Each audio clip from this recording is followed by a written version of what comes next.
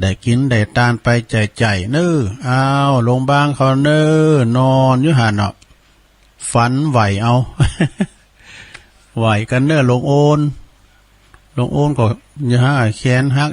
โอ้สุมาเด้อวันนั้นก็ไปวาง ยายพรว่ายายพรนั้นขาหักกาตกแฮมวันหนึ่งขาเก้าอี้ตุลุงฮักกับตุลุงขวาเอากัน หลวงโอนก็ไหวพระเน้อแม่บุญพินเขาตึงโลงตึงหลายเปิดความปิสิริเป็นมงคลเนาะอ้าวไหวอะระหังสัมมาสัมพุทโธภะคะวาพุทธังภะคะวันตังอภิวาเทมิสวากขาโตภะคะวะตาธัมโมธัมมังนามัสสามิสุปฏิปันโนภะคะวะโตสาวกสังโฆสังฆังนะมามินะโมตัสสะภะคะวะโตอะระหะโตสัมมาสัมพุทธัสสะนะโมตัสสะภะคะวะโตอะระหะโตสัมมาสัมพุทธัสสะนะโมตัสสะภะคะวะโตอะระหะโตสัมมาสัมพุทธัสสะอิติปิโสภะคะวะอะระหังสัมมาสัมพุทโธวิจาจารณะสัมปันโนสุขโตโลกวิโตอนุตตโลปุริสตัมมัสสาลาธิสัทธาเทวมนุสสานังพุทโธภะคะวะเตสวาคาโตภะคะวะตาธัมโม สันติติโกอากาลิโกเอหิปัสสิโกโอปันนะยิโกปัจจัตตังเวทิตาโปวินโยเหติสุปฏิปันโนภะคะวะโตสาวกสังโฆอุจจุปฏิปันโนภะคะวะโตสาวกสังโฆยายะปฏิปันโนภะคะวะโตสาวกสังโฆสามิจิปฏิปันโน ภะคะวะโตสาวกสังโฆญาติตังจัตตาลิปุริสยุคานิอัฏฐปุริสปุคลาเอสะภะคะวะโตสาวกสังโฆอาหุนายโยปาหุนายโยตาคินายโยอัญจัลลิกาลนิโยอนุตตลังปุญญเขตังโลกัสสาติจายันโตโพธิยามุเลสกายานังนันทิวัตตโนเอวังตวังวิจโยโหหิจยสุจยมังคะเลอปลาจิตตปันลังเกสีเสปัทวิปุคะเล อภิเสเกสัพพพุทธานังอากาปโตปโมทาติสุนักตังสุมังคลังสุปะภาตังสุโหติตังสุขันโนสุโมโหโตจะสุยิทังพระมัจจาริสุปทักขินังกายกัมมังวาจากัมมังปทักขินังปทักขินังมโนกัมมังปณิทิเตปทักขินาปทักขินา นิกาตวนะละพันตเถปะทาคิเนสัพปิติโยวิวัจจันตุสัพพะโลโกวินาศตุมาเตภวัตวันตรายโยสุขีติกายุโกภาวะอภิวาตานาสิลิสันนิจังมุตตาปัจจายโนจัตตารโอธัมมาวาทันติอายุวันโนสุขังปะลัง เอาละนอศรัทธาญาติโยมต่างหลายเฮาได้เข้าเฝ้าพระเจ้าแล้วศรัทธาญาติโยมต่างหลาย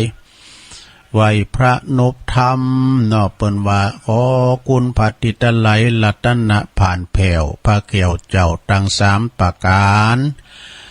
อันมีพระพุทธพระธรรมพระสงฆ์จงดลบันดาลมาปกป้องคุ้มครองรักษายังเจ้าสมณศรัทธาและก็มหามูลศรัทธาข้าพระเจ้าตั้งหลายอันไปในก็มีครูบาอาจารย์พระมหาเถรานุเถระพระทรงองค์สามเณรเจ้าอยู่กับวัดกับวามีสลีตีคาอายุมันยืนยาวอยู่กัมจูปูจาวลาพุทธศาสนาไปเฮิงเมื่อนานเนาะได้มีความมีสุขภาพพลานามัยสมบูรณ์แข็งแรงแล้วก็เผยแผ่สัจธรรมคำสอนขององค์พระสัมมาสัมพุทธเจ้าเปิ่นมาตานโคเข่าก็เอวังโหตุปอนเมืองปอนโวหาเนี่ยมันแน่นอกแน่นใจเนาะ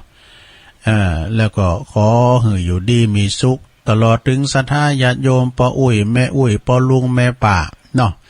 พี่น้องบ้านเฮาก็ขอให้อยู่ดีมีสุขในโลกเด้อกินข้าวลำกินน้ำลงอย่าเจ็บอย่าจนสุขกายสบายใจปุ่นจากภัยไกลจากเวร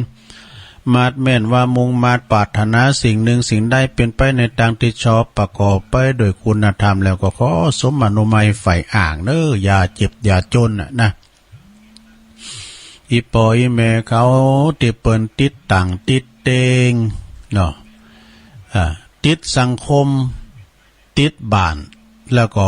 ติดต่างติดเตงเพิ่นมี3ติดว่าไผเนี่ยมาอุ้มฟังปอสามารถเพิ่มพูนพิพัฒน์อีกอันนี้เปิ้นเป็นประธานผู้สูงอายุบ้านโดยหน่อยเปิ้นบอกว่ามันมี3นะลุงตุลุงเนาะยัง3เปิ้นเป็นไทยมี3อยู่เนี่ยอยู่ติดสังคมอยู่ติดบ้านแล้วก็อยู่ติดต่างติดเตียงนี่นะอยู่ติดสังคมก็คือหมายความว่าเปิ้นก็ก็อย่างผู้นำเนี่ยนะก็อยู่กับสังคมตลอดเวลาเนาะอยู่กับลูกบ้านนะผู้นำเนาะอยู่ติดสังคมอย่างหมู่เฮาเจ้าขาดทั้งหลายเนี่ยสะดาเปิ้นมีการมีงานเฮาก็เอาตนเอาโตเข้าไปโจยไปเยการเยงานโจยเปิ้นคือเปิ้นหันหน้าหันตามันจะว่าไปกะจับเอาเขาเล่งเขาตอนแล้วบ่อีกก็ไปอันนี้เขาย่ำลาบแล้วจ้ามเดี๋ยวนี้นะไปเลยเดี๋ยวนี้เขาเปิดโคตรแล้วจ้าไอ้น้ำแรงเนี่ย ไอ้อันนี้ติดสังคมเนาะโจยบ้านโจยจองโจยวัดโจยว่าเปิ้นมีการมีงานก็โจยเปิ้นเนี่ยเนาะแล้วก็ติดบ้านก็ขึ้นไปไหนอยู่กะหอกะหืนนี่ฮะนะเปิ้นกินเปิ้นตานตีหันที่นี่ก็ดื่มไปเปิ้นไปวัดไปว่าก็ไปทำขอได้ก็หู้หมดแล้วโอ้ยอดนักกายน่ะซิกมา เปิ้นอันนี้ติดบ้านไปไหน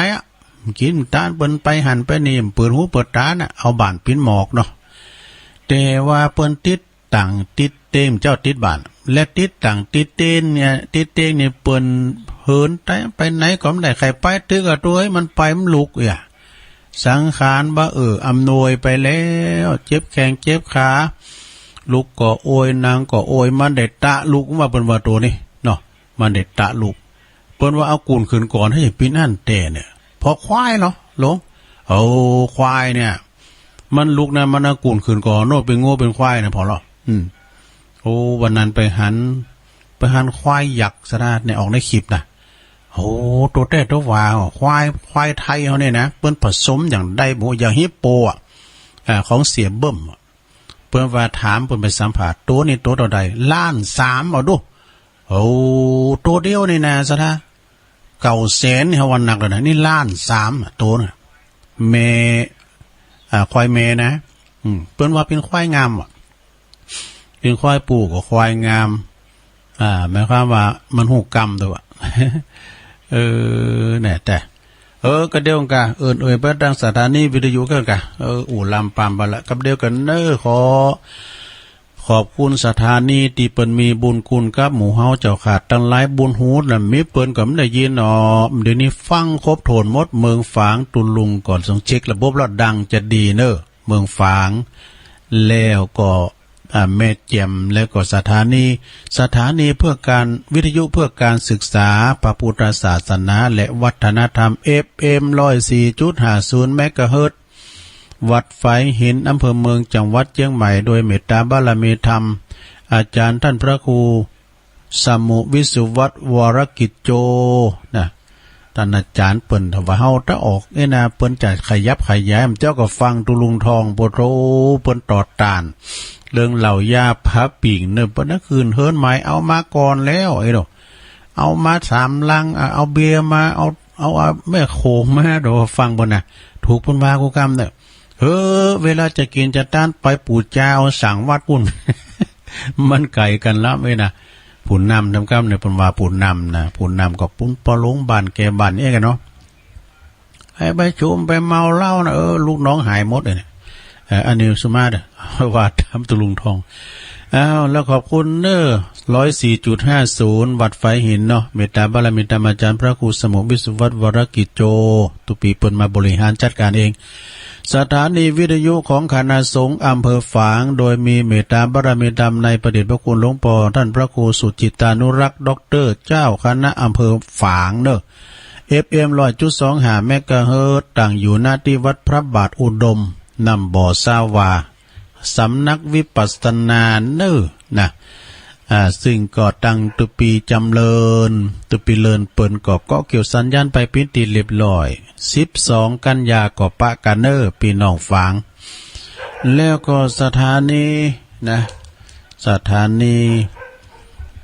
ที่เปิ้นรับสัญญาณเฮาแฮมก็มีมนต์เสียงธรรมจากแม่แจ่มโดยเมตตาบารมีธรรมหลวงพ่อพระครูมงคลวิสิทธิ์หลวงพ่อเจ้าคณะอำเภอแม่แจ่มเจ้าวัดบุพารามตำบลช่างเครื่องอำเภอแม่แจ่มเนาะตุปีอุทัยถึง2อุทัยก็เกี่ยวสัญญาณไปพิธีเรียบร้อยแล้วก็ที่ลืมว่าได้ทำสถานีหนึ่งก็เกี่ยวสัญญาณตั้งแต่ตี 3 ถึง 7 โมงอันนี้สถานีแดนดินถิ่นล้านนาตั้งอยู่ที่ตียนบ้านฮงโงตำบลน้ำบ่อหลงอำเภอสันปัดตองโดยคุณรุจิเงาคำคุณรุจิสมบัติเงาคำเนาะสุมาคุณรุจิสมบัติเงาคำจิตอาสาทำทัน1เนาะ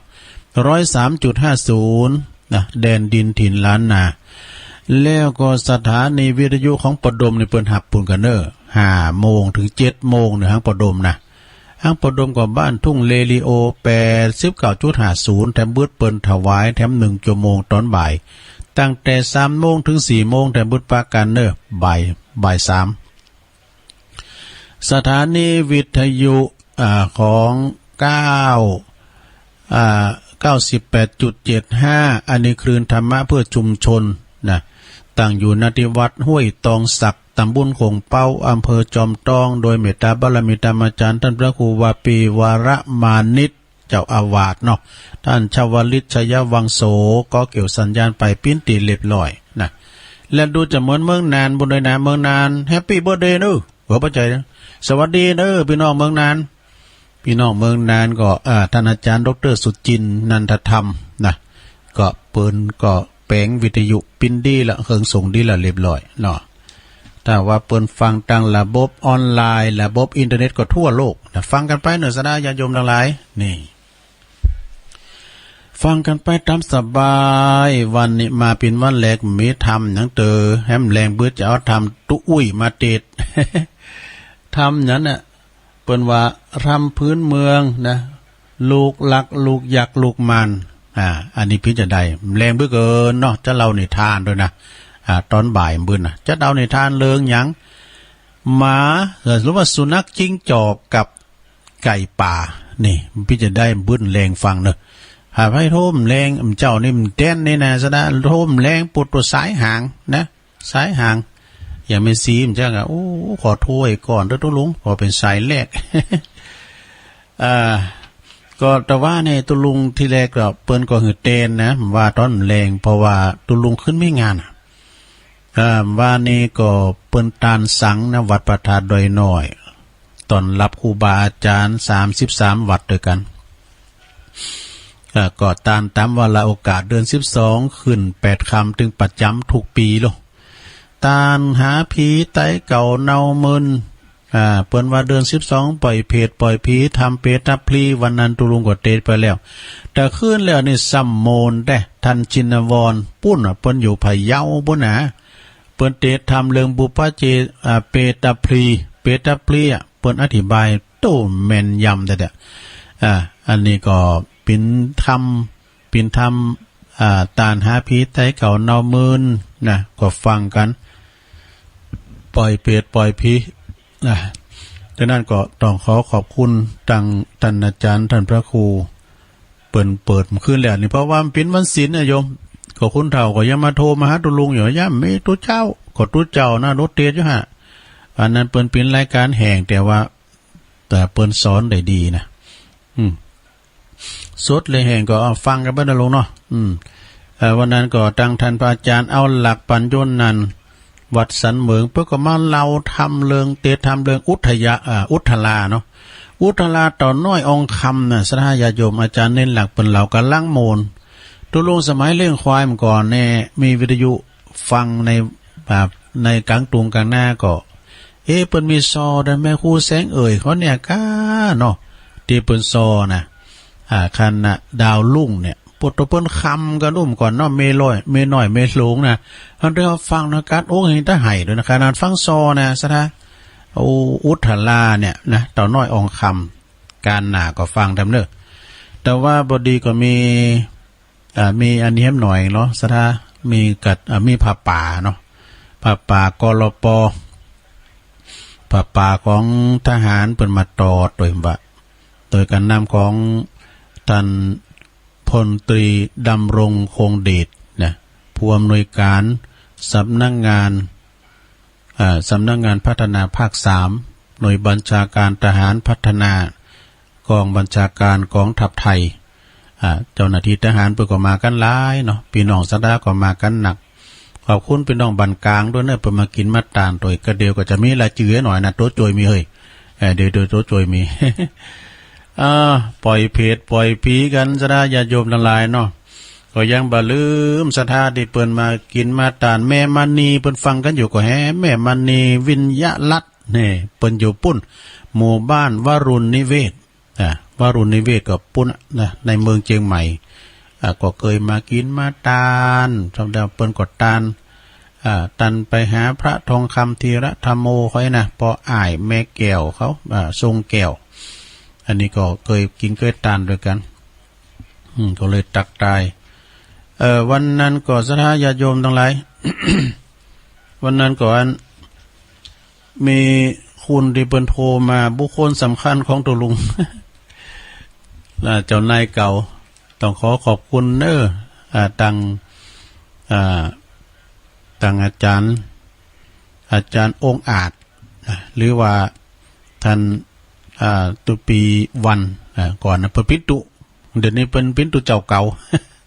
ศึกหาทัพลาเพจไปอยู่ใช้ปราการบ่โอ้วันนั้น 10:00 นค่ำคืนเพิ่นโทรมาจำได้จำเสียงกันได้เฮาก็คิดไปอันนี้มันเสียงตุปีชามันใจกันน่ะเพิ่นตุปีชาเสียงก็คล้ายๆเหมือนตุปีชาปาตานก็มใจเสียงก็เหมือน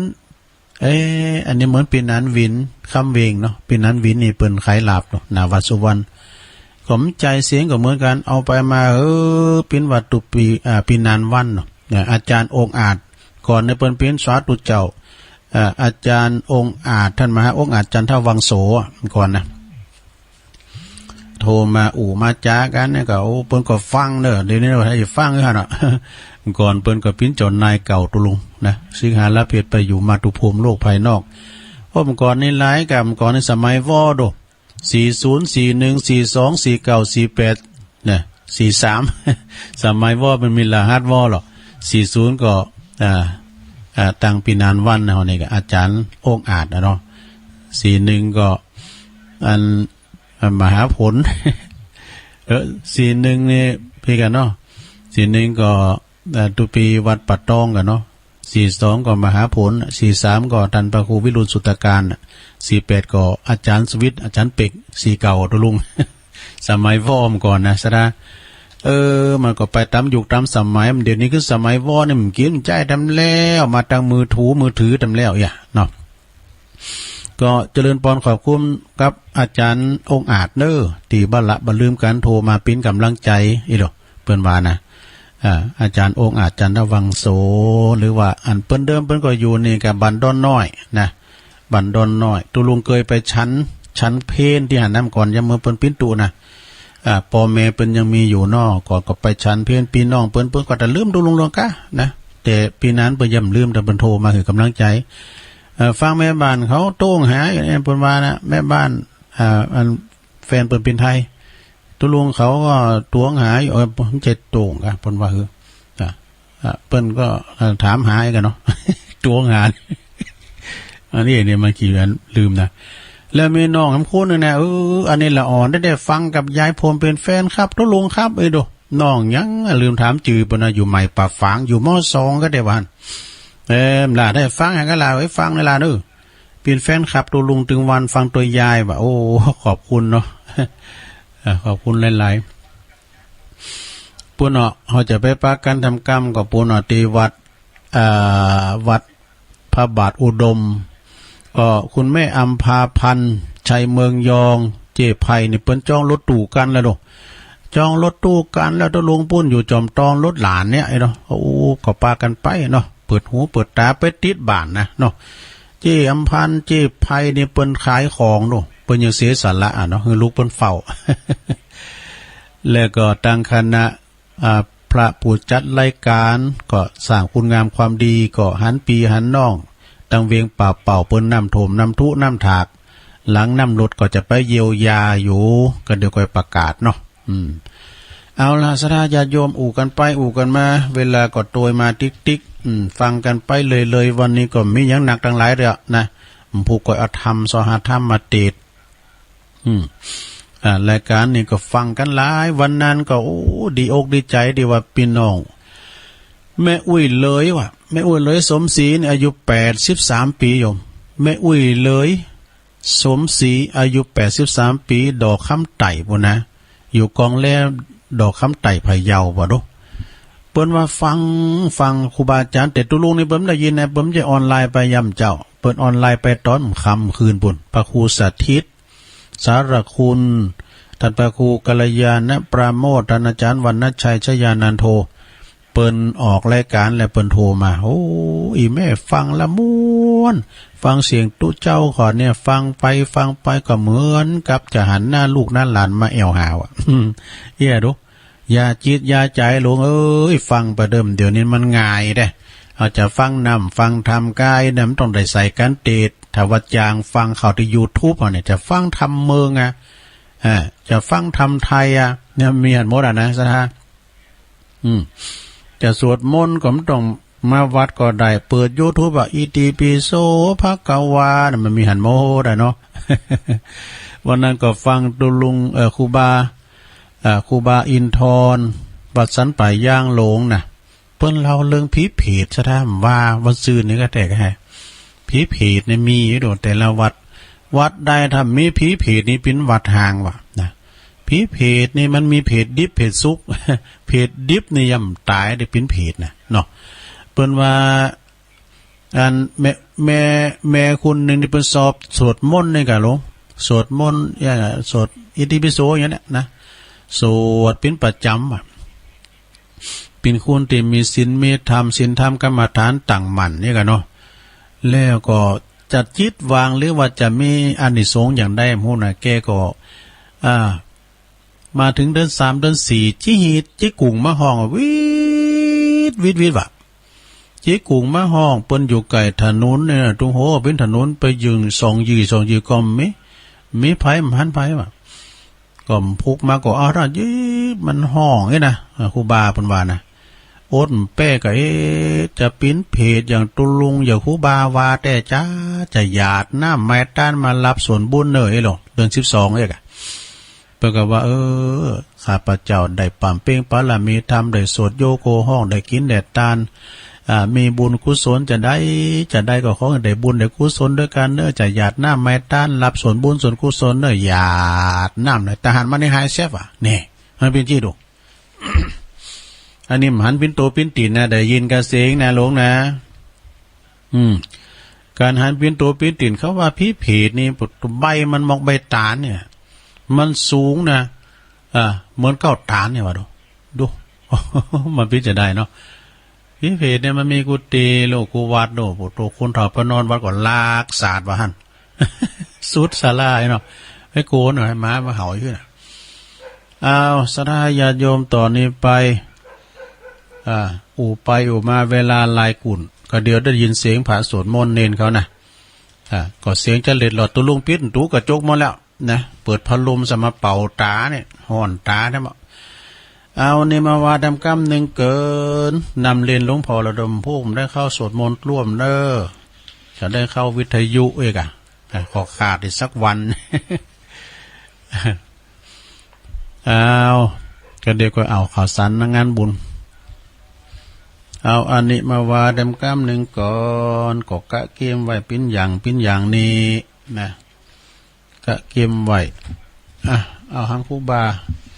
บาสุดใจมาให้ก่อนเนาะครูบาสุดใจนี่พระครูสาระโสพลนะอดีตเจ้าคณะตำบลตาตุ่มอันนี้เปิ้นก็เป็นหนังสืออนุสรณ์ปีก่อนนั้นตุลุงไปเข้ากรรมเนาะเข้ากรรมที่วัดตุปิเดชนะวัดป่าศรีเศษไปหันหนังสือเนี่ยรู้มีจะหลายแหละเอามาให้หลิมนึงก็เป็นขอคิดเนอคำบักเก่าเปรียบวัตถุสิ่งของนะกรรมบักเก่าเปรียบวัตถุสิ่งของ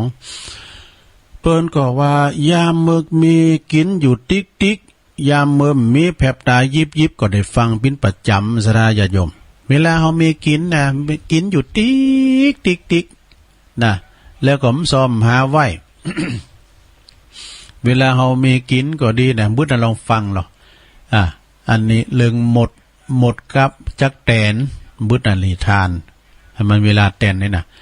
หมดกับจักแตนหรือว่าผูกเจ้าจะมาเล่าเป็นนิทานเนาะนิทานอิศบ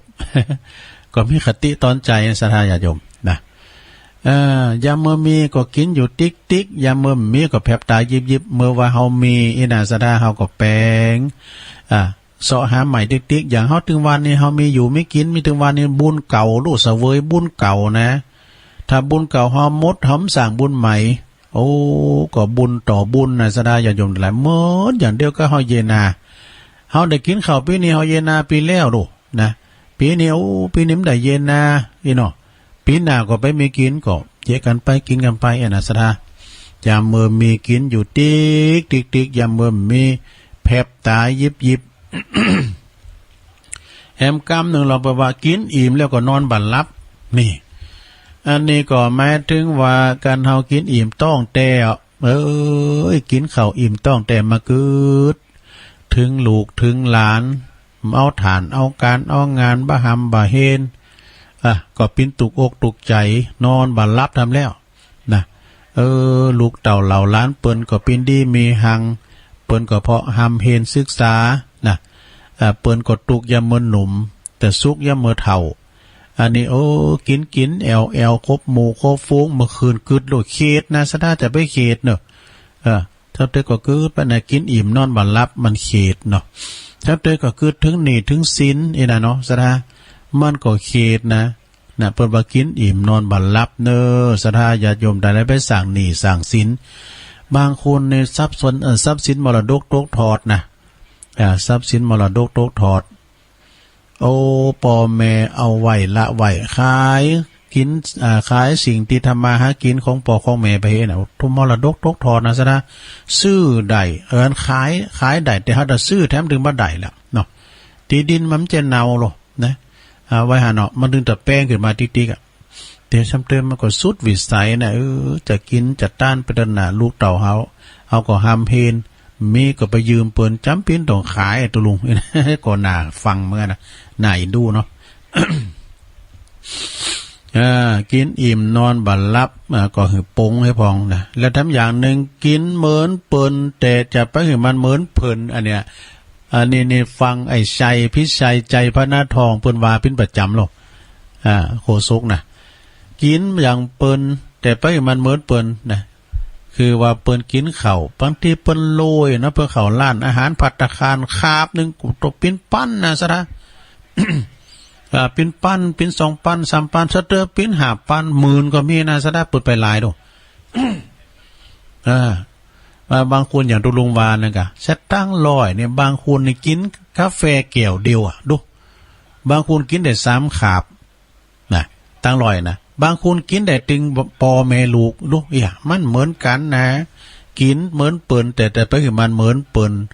นลำเปิ้นโรยเปิ้นก็กินได้กะเนาะเงินเดินของเฮาเนี่ยเฮาเยอะตึงเดินเราเปิดกินข้าวขาบเดียว เนาะมันอีเนาะคุณลำคุณโรยคุณตุกคุณโจรมันว่าเหมือนกันศรัทธาอย่าจะไปเห็นเปิ้นเด้อเปิ้นลำเปิ้นโรยจะไปเห็นเปิ้นหันจ้างขี่จะไปขี่ตามจ้างเปิ้นว่านะเอาแถมข้อนึงเนี่ยของครูบาสุดใจวัดหนองเกิดนะสมัยเมื่อก่อนเนาะอันนี้เป็นหนังสืออนุสรณ์เปิ้นนะ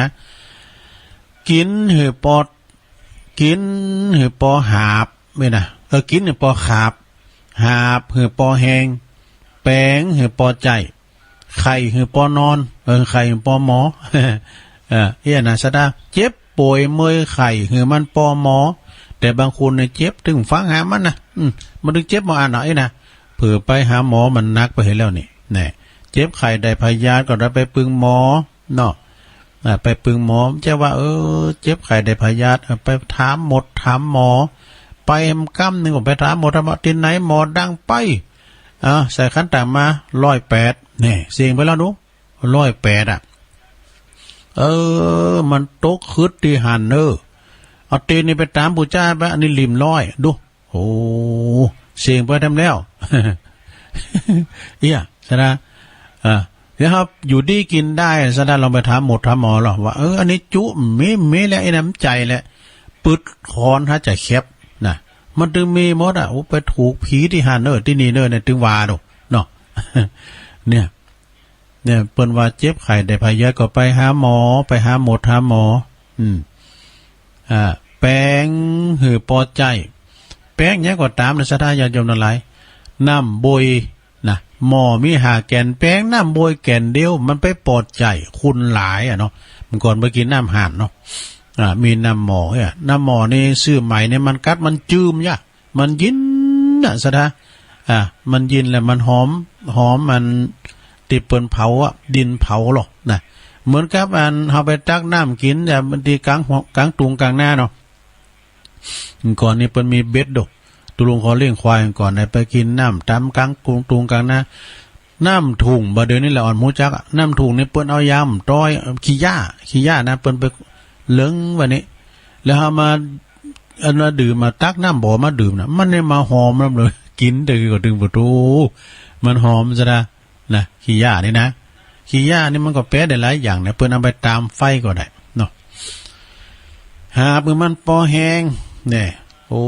คูณข้านตายหลังฮักคูณคักตายหลังกล่องเนี่ยหาปืนมันปอแห้งคือยามมือฮ้อนก่อนปึงเงินพี่น้องเฮาไปหนีไปอยู่เมืองฝางกันเด้อ สุมาเด้อ ไม่มาตุกแล้วเลยหาเผาล้าวเนี่ยนะโอ้หลังปอเกาะปอกล่องหาบเข่าล้าวหาบต่างหน้าดอนหน้าโหลงป่ะดุษนะข้ามน้ำหุงน้ำข้ามแล้วก็มันดูว่าสวยแสงในลุ่มก็มาแห้งไงเนอะเขาต้องเอาตอลุงจะไปตานลุ่มเนอะตัวลุงจะเปลี่ยนบาก็มาตานลุ่มกับปลดตัวลุงออกจากบาลุงแจน้ำบาให้เลยก็กูยังมาตุกล้ำเลยก่อนนะโอ้โถมันจะตุกให้มันดีนะไปเอาหนอนะใหญ่พ่นนะกะไอ้พ่นเขาเนี่ยเป็นไปเอาหนอดูไอ้พ่นเขาไปอยู่ปุ่นนะไม่อ่อนบนนะปุตรมกรเนี่ยมันจะมีรถเนี่ยหาบเนี่ยกะบานี่ปดดานนะเอาหนอ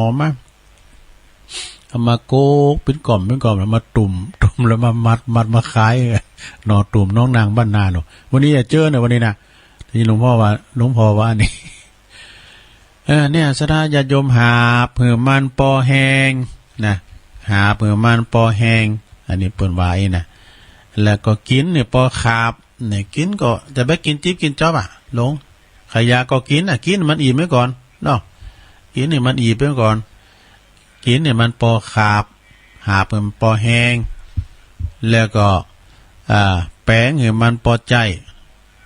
แล้วก็ไข่มันปอนอนนี่นะไข่มันปอหมอมันปอไปหาหมอเถอะนะ แล้วก็อันนี้เนี่ยนะคึมดื่มในน้ำบ่อไหลเจียวปืนนี่ อันนี้ก็ไปเต็มอย่างหนึ่งเน้อสถา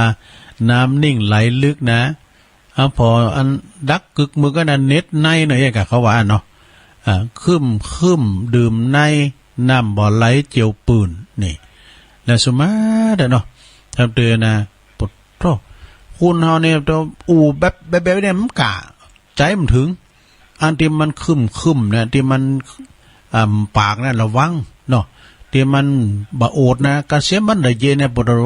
แม่ปิ้นเจ้าไอ้เด้อจะไปโกมันนะแล้วอย่างนี้สุมาเด้ออย่างว่าหมาเด้อเห่าได้นะสำเตือนนะเห่ารอสีแต้วันนี้นี่เห่ารอนะปดโตแต่ว่าหมามันเห่ามันขี่โคบนี่มีหันเตืองเราลงไปอยู่ตอนนั้นอยู่พระบาทพระบาทตากผ้านะมันมีหมาตุปีซอนค่ะหมาไผ่ตุปีซอนไล่ก่อนเปิ้นได้ลาสังขารไปเนาะเปิ้นเลี้ยงไว้นะหมาตัวนี้นะมันขี่ร้อนเฮ้ยมันขี่ร้อนนะมันเห่านะมันดิกมานะเลยลีนเข้าสุมาเด้ออันเนี่ยที่ขนองตุลงเนี่ยมันเข้ามันเนี่ยหัวขามมันเฮ้ยมันเอาสะดุ้งนี่ก็วิทย์ขึ้นจะสูงเอานะว้ายมันก็สะดุ้งเฮาก็สะดุ้งมันดิกมาเลยนะสนามม้าเห่าเนี่ยแต่มันลิ้นกำร้อนเลยเฮามู้ตัวงับอันนี้ปดโตดีนะโตวะโตมีนะมึงเอาวิทย์ขึ้นจะสูงสะดุ้งหรอม้าขาวอันนี้มันโตมาปูนตัวจะใหญ่แหละเนี่ยเพราะว่าม้าเห่ามันขี่ครบนะอย่างเขาว่านั่นกะสาวก่อนนะเอาถึงอุบ่าวสักเตือเอาไปมาหนีตัวปุ่นหายเซฟเนี่ยมีแฟนมีเฟิร์นกับเฟิร์นเนี่ยมุดจะเอาก็เอาแล้วเปิ้นเอากันมื่นเดิมก่อนนะไม่ใช่ว่าหมอนเส้นดำเลยห่างกันไปมันใจนะมันก่อนนี่ขนาดเปิ้นหนีด้วยกันนี่นะอยู่กุ้มเท่าตายนะซะนะปอแม่เปิ้นปึ้งใจว่ะอันนี้เจือเนาะปอแม่เปิ้นปึ้งใจโอ้ตัวมันก่อนนะป้อไปแอวนะป้อเปิ้นใจปึ้งใจปอเปิ้นปึ้งใจว่ะนะแต่เปิ้นลูกสาวเปิ้นก็มีความหักด้วยกันนี่กะเอาไปมาเปิ้นกินแขกแต่งงานโดยการไปเนาะกินแขกแต่งงานโดยการไปแล้วก็ขึ้นลูกสาวเปิ้นมีหลายคุณหลายก่อเนาะเอาไปเอามาปลดโตเป็นว่าลูกเคยตดจังเนี่ยได้ดิบได้ดีเปิ้นกะเปิ้นขายมีโซนบ่ลงยงบ่ลำไยเอกะเปิ้นหามาได้ก็เข้ามาแต่น้อยปลดโตการนั้นก็ไปมีเคยตั้งหลายกว่าการเคยคุณตุกเนี่ยเปิ้นสามารถอาชีพเนาะอาชีพสอบเปิ้นหามาได้เปิ้นก็พอกปูนขึ้นมาเปิ้นจ้างเก็บสนะยาโยมทั้งหลายได้นักได้หน่อยมันว่านะคันแนมว่าเฮาวางแผนเรื่องการเงินดีๆเด้อวางแผนเรื่องการเงินดีๆมันจะว่าวันนี้ไปรับจ้างมาได้ 2-3 วันมีกินมีจ่ายแล้วนะย่างให้ก้าว1 บาทกินได้ก้าว1 บาทน่ะถึงเงินมีสอหางานนำแล้วอันมันไปโรยปิ้งขี้ขาเปิ้นตลอดเนาะถึงไหนล่ะน้ำเจียวไหลปืนลึกเป็นวันน้ำเจียวปืนน่ะน้ำบาไหลมันเจียวปืนเหมือนน้ำเพียงนะเป็นว่าเพียงไปก็มีเด้อไหลจริงเจียวปืนนั่นแหละต่อไปเกิดเป็นคุณขึ้นเกิดเป็นคุณเข่าห้วยได้สุดขุดบ่อได้ถึงน้ำไม่กะอันนี้ก็อธิบายอยากได้ยินท่านมหาประสิทธิ์ว่ามันเลยนี่นะเกิดเป็นคุณเข่าห้วยได้ก็สุดขุดบ่อได้ก็ได้น้ำเปิ้นก็เอาเตะเยเตะในกันเนาะสดาเนาะไปน้ำห้วยน้ำห้องเนี่ยไปมันสุดตัวน้ำห้วยนี่มันไกลโดคุณมันจะมีไหนบ่ฮู้นี่นะแต่ แต่ว่าขุดน้ำนี่คือมันได้น้ำขุดคือมันเกินน้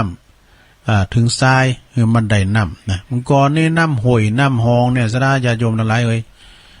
กันยามแล้งนี่นะเปิ้นก็เช่นน้ำขาดทรายมันก็รู้น้ำยามแล้งนี่น้ำห่วยเนี่ยเฮาขุดนะขุดไปเดินน้ำจืมทรายเฮ้ย น้ำมันจืมทรายซะนะจืมมาแล้วเฮาก็ตักน้ำกัดยินน้ำกัดเพราะว่าน้ำจืมทรายมันกัดเนาะแล้วหมาเนี่ยมันหูนะซะนะตุลุงไปเผาถ่านไว้คุ้มถ่านสมัยก่อนถึงว่ายามสมัยเป็นฆราวาสญาติโยมไปคุ้มถ่านหมาเนี่ยมันใจกันนะไม่หมื่นไม่เหมือนกันเฮาเต็ดเปิ้นเต็ดน่ะมันหมกขาหมกแอวเนี่ยก็มีนะหมกหำสาดเนี่ยเปิ้นเต็ดแล้วก็มันออกทั้งข้างมันนั่นหนอมันเนาะสูงขึ้นไปแถมแล้วที่เปิ้นเต็ดเก้าแม่มันนะเก้าหลงนะมันเป็นขว้างลงไปโลดซะนะมันลึกลงไปไปหิมศอกพุ่นน่ะแล้วฝุ่นตกนะมันมาข้างอยู่หั่นน่ะซะนะ ตุลุงก็เคยไปหันเนี่ยแล้วม้ามันหูนะมันวิดขึ้นไปแล้วมากินน้ำกระลับเอาไปยิบเอาน้ำนะกัดอ่ะยินน้ำกัดจะดีเนี่ยการไผ่มันเดินป่าเนี่ยมันหูน่ะเวลาเขาอยากกินน้ำก้ามน้ำก้ายนะเธอก็ช่วยได้นะเธอก็ไปฟันโลก็ไปเล็ดใหม่บทตัวเข้าปุ้มปิ่งมานักย่ำก่อนเนาะโอ้สดออกเผาเดิมมาติดบดโอ้เป็นงูเป็นแปรแหละเป็นว่ากระต่ายมันรับกลางวันมันรับกลางวันแล้วก็มันสะดุ้งทุลุงลิดไหมเนาะพอมันไปนะปุถุแล้วคุณเฒ่าบอกว่าก็กันปะกระต่าย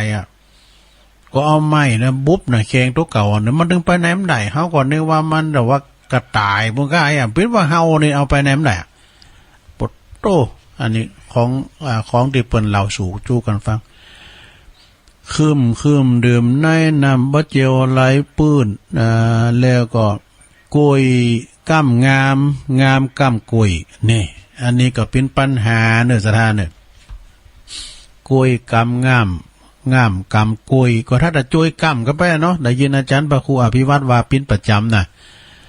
ฝุ่นตกหัวเฮือนไผหูบงกา มันเป็นก้ามลึกนะก้ามบักเก่าโบราณเนี่ยนะสถานญาติโยมทั้งหลายเนาะเปิ้นว่ากล้วยก้ำงามกล้วยนี่นะสระมันนักกล้วยนี่นะเฮาต้องเอาไม้ก้ำมาก้ำกันบ่อ่านนี่มันก็จะหักมันจะหักกลางล่ำนะกล้วยนี่นะ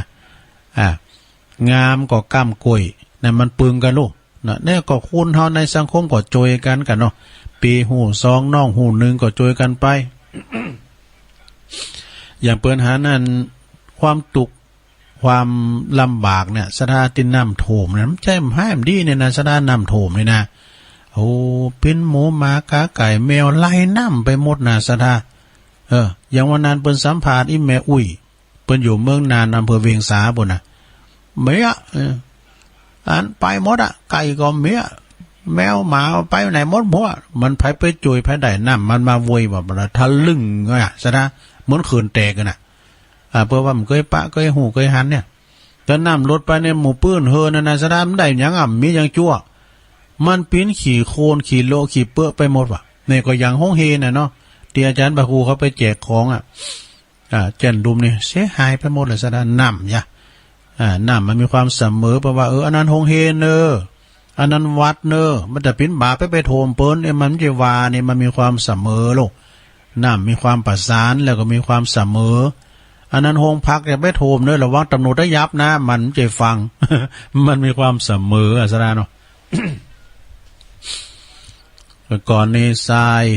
หินปูนเนี่ยมันไม่เคยถูกกันน้ำมันก็มาเป็นตัวประสานเอ้ยทรายปูนหินสู้เขาหักการเป็นการเนอะค่ะได้อยู่ด้วยสูมมื้อนั้นเดี๋ยวค่ะอย่าไปละนะปดตบเปิ้นผสมผสานสูมปูนเป็นหลอกปิ้มเสาอันน้ำแห้งก็แข็งแกร่งดูเสามันคง เนาะอันนี้มีความสามัคคีกันกล้วยก้ำงามก้ำกล้วยจวยเหลือเฟื่อไฟซึ่งกันและกันปิ้นปีปิ้นน้องกันนะจะหักกันแป้งกันเอากันปิ้นปีปิ้นน้องเปิ้นป้องเดียวกันสังคมเดียวกันเนาะเฮาพี่น้องกันนั้นฮักกันเอาไว้อย่าได้ตัดก้อมสินเปียงกันพี่ว่าแล้วน้องจักไปเถียงตัดก้อมสินเปียงได้อย่างพ้องเจ้า เกิดแล้วก็ตายบ่เมินก็เท่าหนีความตายไปบ่พ้นอย่ากะตำกรรมฮือมันล้ำล้นกรรมมันจังไส้ตันเฮาพี่น้องอย่าถือเฮาข่าวจักป่าเอาเฮามองใจมนเมียงอย่าง พี่น้องเฮานั้นฮักกันพี่น้องเฮานั้นใครลืมไปแล้วเฮ้ยน่ะมันวิทย์แต่มันจ่อยน่ะลืมไว้นี่ อันนี้เป็นข้าวหำของพญาพรหมโวหารเนาะ ถึงนั้นแล้วกุยกำงามกำกุยโจเลอเฟือไฟสิ่งกันอะไรกันไปละคังยกที่หนึ่งดังขึ้นพี่เลี้ยงลงเนนตีละคังแล้วแต่พี่ยังตัวลงปิดหมดละปิดตูหมดละแน่การม้าหอนก็ละคังตีกันเปิ้นตีก็ละม้าหอนอันม้าเนี่ยมันจะได้ว่าม้าวัดใดกันตีละคังก็ม้าหอนมันทันไปบาดเกี่ยวหูมันลงได้มันทันไปบาดเกี่ยวหูมันน่ะศรัทธาญาติโยมทั้งหลายตอนนี้ไปก็กุยกำงามกำกุยกุยบ่สุกนกตีไหนจะกินเนี่ยกุยมันสุกมันฝาดปะโอ้ยฝาดเมื่อกุนตุสมาธิเม่งมุกกุยมันบ่สุกเนี่ยเปิ้นเอาไปถอดตุศรัทธาญาติโยมเปิ้นบ่จะเอากุยสุกนะเนี่ยเปิ้นว่ากุยนี่มันมีประโยชน์จันนะเมื่อเดือนนี้มันมีซะนะกุยวีนึง50 บาทแพงนะกุยเดือนเนี่ยกูเตือนในบุตรเฮเบอร์นะเบอร์กินเปิดตานะว่าได้วีเดียวนะทหารนำมาตานนะว่าได้วีเดียวนะจัดหม้อละวีนึง50 บาทเกินนะซะนะวีแพงนะกุยแพงนะเดี๋ยวเนี่ยมันก็มีปิ้นหวางเนาะเหมือนกับลำไยบางปีนี่ก็โดถูกอย่างเป๊ะบางปีเนี่ยก็บ่โตอีโลงถึงมีเอาหมดเนี่ยมันก็เลี้ยวแต่ของแต่ก็เวลามันหนักมากดเตอร์นะก่อนนี่ตุลงในกำวัดเตอร์เนี่ยนะมันนึงจำอยู่ในใจแหละกุ้มฐานก่อนก็คล้ายฐานนะฐานมันเตอร์เฮ้ยเนี่ยมันหนักแล้วเนาะมันเตอร์ฐานมันเตอร์มันหนักแล้วก็ถูกนี่เนี่ยการฐานไข้มนก็ฐานมันแต่ไข้มนก็ยำฝุ่นเนอะยำแรกนี่มันยังก็แป้งโลได้ลูกน้องซะได้เนาะเน้นตีละครั้งแล้วต่อไปกล้วยบ่สุกนกที่ไหนจะกินนะคุณก็ไม่ใครกินนะเหมือนกับคุณเห่าสดาญาโยมเนาะกล้วยก็เหมือนกับคุณเห่าคุณเฒ่าก็ดีที่ว่าเสียมยันแบมก็เหมือนกล้วยดิบนะมันแบบมีปิยาวาจาบะอู่อ่อนหวานกับลูกกับหลานไผจะไปไก่เนาะโลเนาะโมนเจ้าหวานใส่ลูกใส่ลานยิ้มแย้มแจ่มใสมันต่างไว้มันสระญาโยมเนาะสำเตอเฮาเนี่ยก็ทำใจละอ่อนโมนี่น่ะมันเป็นเน้นมันเป็นน้อยเป็นวัยรุ่นน่ะจะไปเข่งขัดกับมันลำไปมันก็จะไปบ้านเขากรอบลำไปมันก็มันได้นะสระมันเป็นโลกของเขาน่ะเฮานี่มันต่างไว้ไปแล้วเนี่ยพอคิวกะพอหูเขากำลังขึ้นไหวมก่อนเขาก็อันนี้ถ้าไปนะบ้างานหานะเปิ้นถูกกันนะเปิ้นตีก็ยังไปอยู่คุณเขาก็ตึกตายนะบ้าขึ้นมาจำเตือนนี่เปิ้นมือไปก็ไปอยู่เนาะมันพินอย่างหรอกตอนนี้ไปก็อันนี้มาวาเต็มกำหนึ่งเกินสดาญาติโยมทั้งหลายกันอันนี้วายยากเลยข้ามไปก่อนขอเจ้าตุลุงเอาอันใดมาเนี่ยเดี๋ยวอันนี้ของครูบาของครูบานี่นะของครูบาสุดใจครูบาสุดใจตุลุงก็ได้ไปโลมอยู่นะได้ไปซูมาไปอยู่ด้วยไปอยู่วัดน้องเกิดก่อนเปิ้นเป็นอดีตเจ้าคณะตำบลครูบาจุดสุดใจมรณภาพแล้วก็มาหาตุลุงกุยมรณภาพไปก็ตุปิกรรมเดี๋ยวนี้นะตุปิกรรมนี่มันโค้งเด้อเปิ้นสบายอาจารย์ประสิทธิ์ถวายฟอร์ดเรนเจอร์ใหม่4 ประตูถึงไหนเนี่ยเดี๋ยวนี้กันเดียวกันเด้อเอาอันนี้มาวากันเนาะซะเนาะเป็นหนังสืออนุสรณ์ของครูบาเหมือนกันค ครูบาหยังครูบาสมครูบาสมพระครูสมโสภโนนะครูบาสมโสภโนนี่เป็นอยู่ปุ้นอดีตเจ้าอาวาสวัดเจดีย์สำยอดตำบลบันเลินนะครูบาสมนี่นะตุลุงอยู่ยังได้ไปโจยอยู่ไหนตุลุงทองมันก็เนาะแฮมตุนเนาะตุลุงทองนะตุลุงทองครับต่างงานปอบุญตันเนี่ยถ้าพูดจักอยู่ก็ตุลุงทองครูบาสมเขาเนี่ยอภินนะฮะปัจเจเวขณะนั่นนี่นะชัลลาธรรมโมหิมันเฮามีความแก่เป็นธรรมดาสดาอย่าโยมนั่นหลายมันบ่โล่งป่นความแก่ไปไหนแหละเต้นจบก้าเนี่ยความแก่นี่มันมายืนนะสดาสู้เขาไปวางปนให้หน่อยสู้คอมเท่าก้าเนี่ยก็เท่ามาตึงวันก่อนเขาว่าแต่อิ่มแล้วก็ใส่แวนหอยเดี๋ยวนี้ก็เขามีแวนเนี่ยโอ้จบข่าวเลยเนอะโตเดี๋ยวนี้มนเตศทำเนี่ยเนี่ยพ่อใส่ว่านี่ปันนั่นนะกันเต้นบุตร2 ปันก็ได้เลยมันถึงเอามันได้เนาะมันต้องใส่แวนนะสดาญาโยมมันมีความแก่ความแก่นี่เปิ้นก็ว่าเห็นรักษาโต๊ะเก่าเนอะสดาเนอะรักษาโต๊ะเก่าพอก้อยดูแลโต๊ะเก่าอย่างตุลุงเนี่ยตอนเตือเปิ้นปันป้อนมาดูแลตัวเองเนอะดูแลโต๊ะเก่าเนอะเนี่ยเข้าห้องน้ำก็ขอให้มีแคปที่มันมีรองเท้าที่มันมีเปิ้นว่าอย่างนี้ก็มีดอก ดอกมันจะไปมดเนอะดอกมันจะลื่นมันจะมืดนี่นะ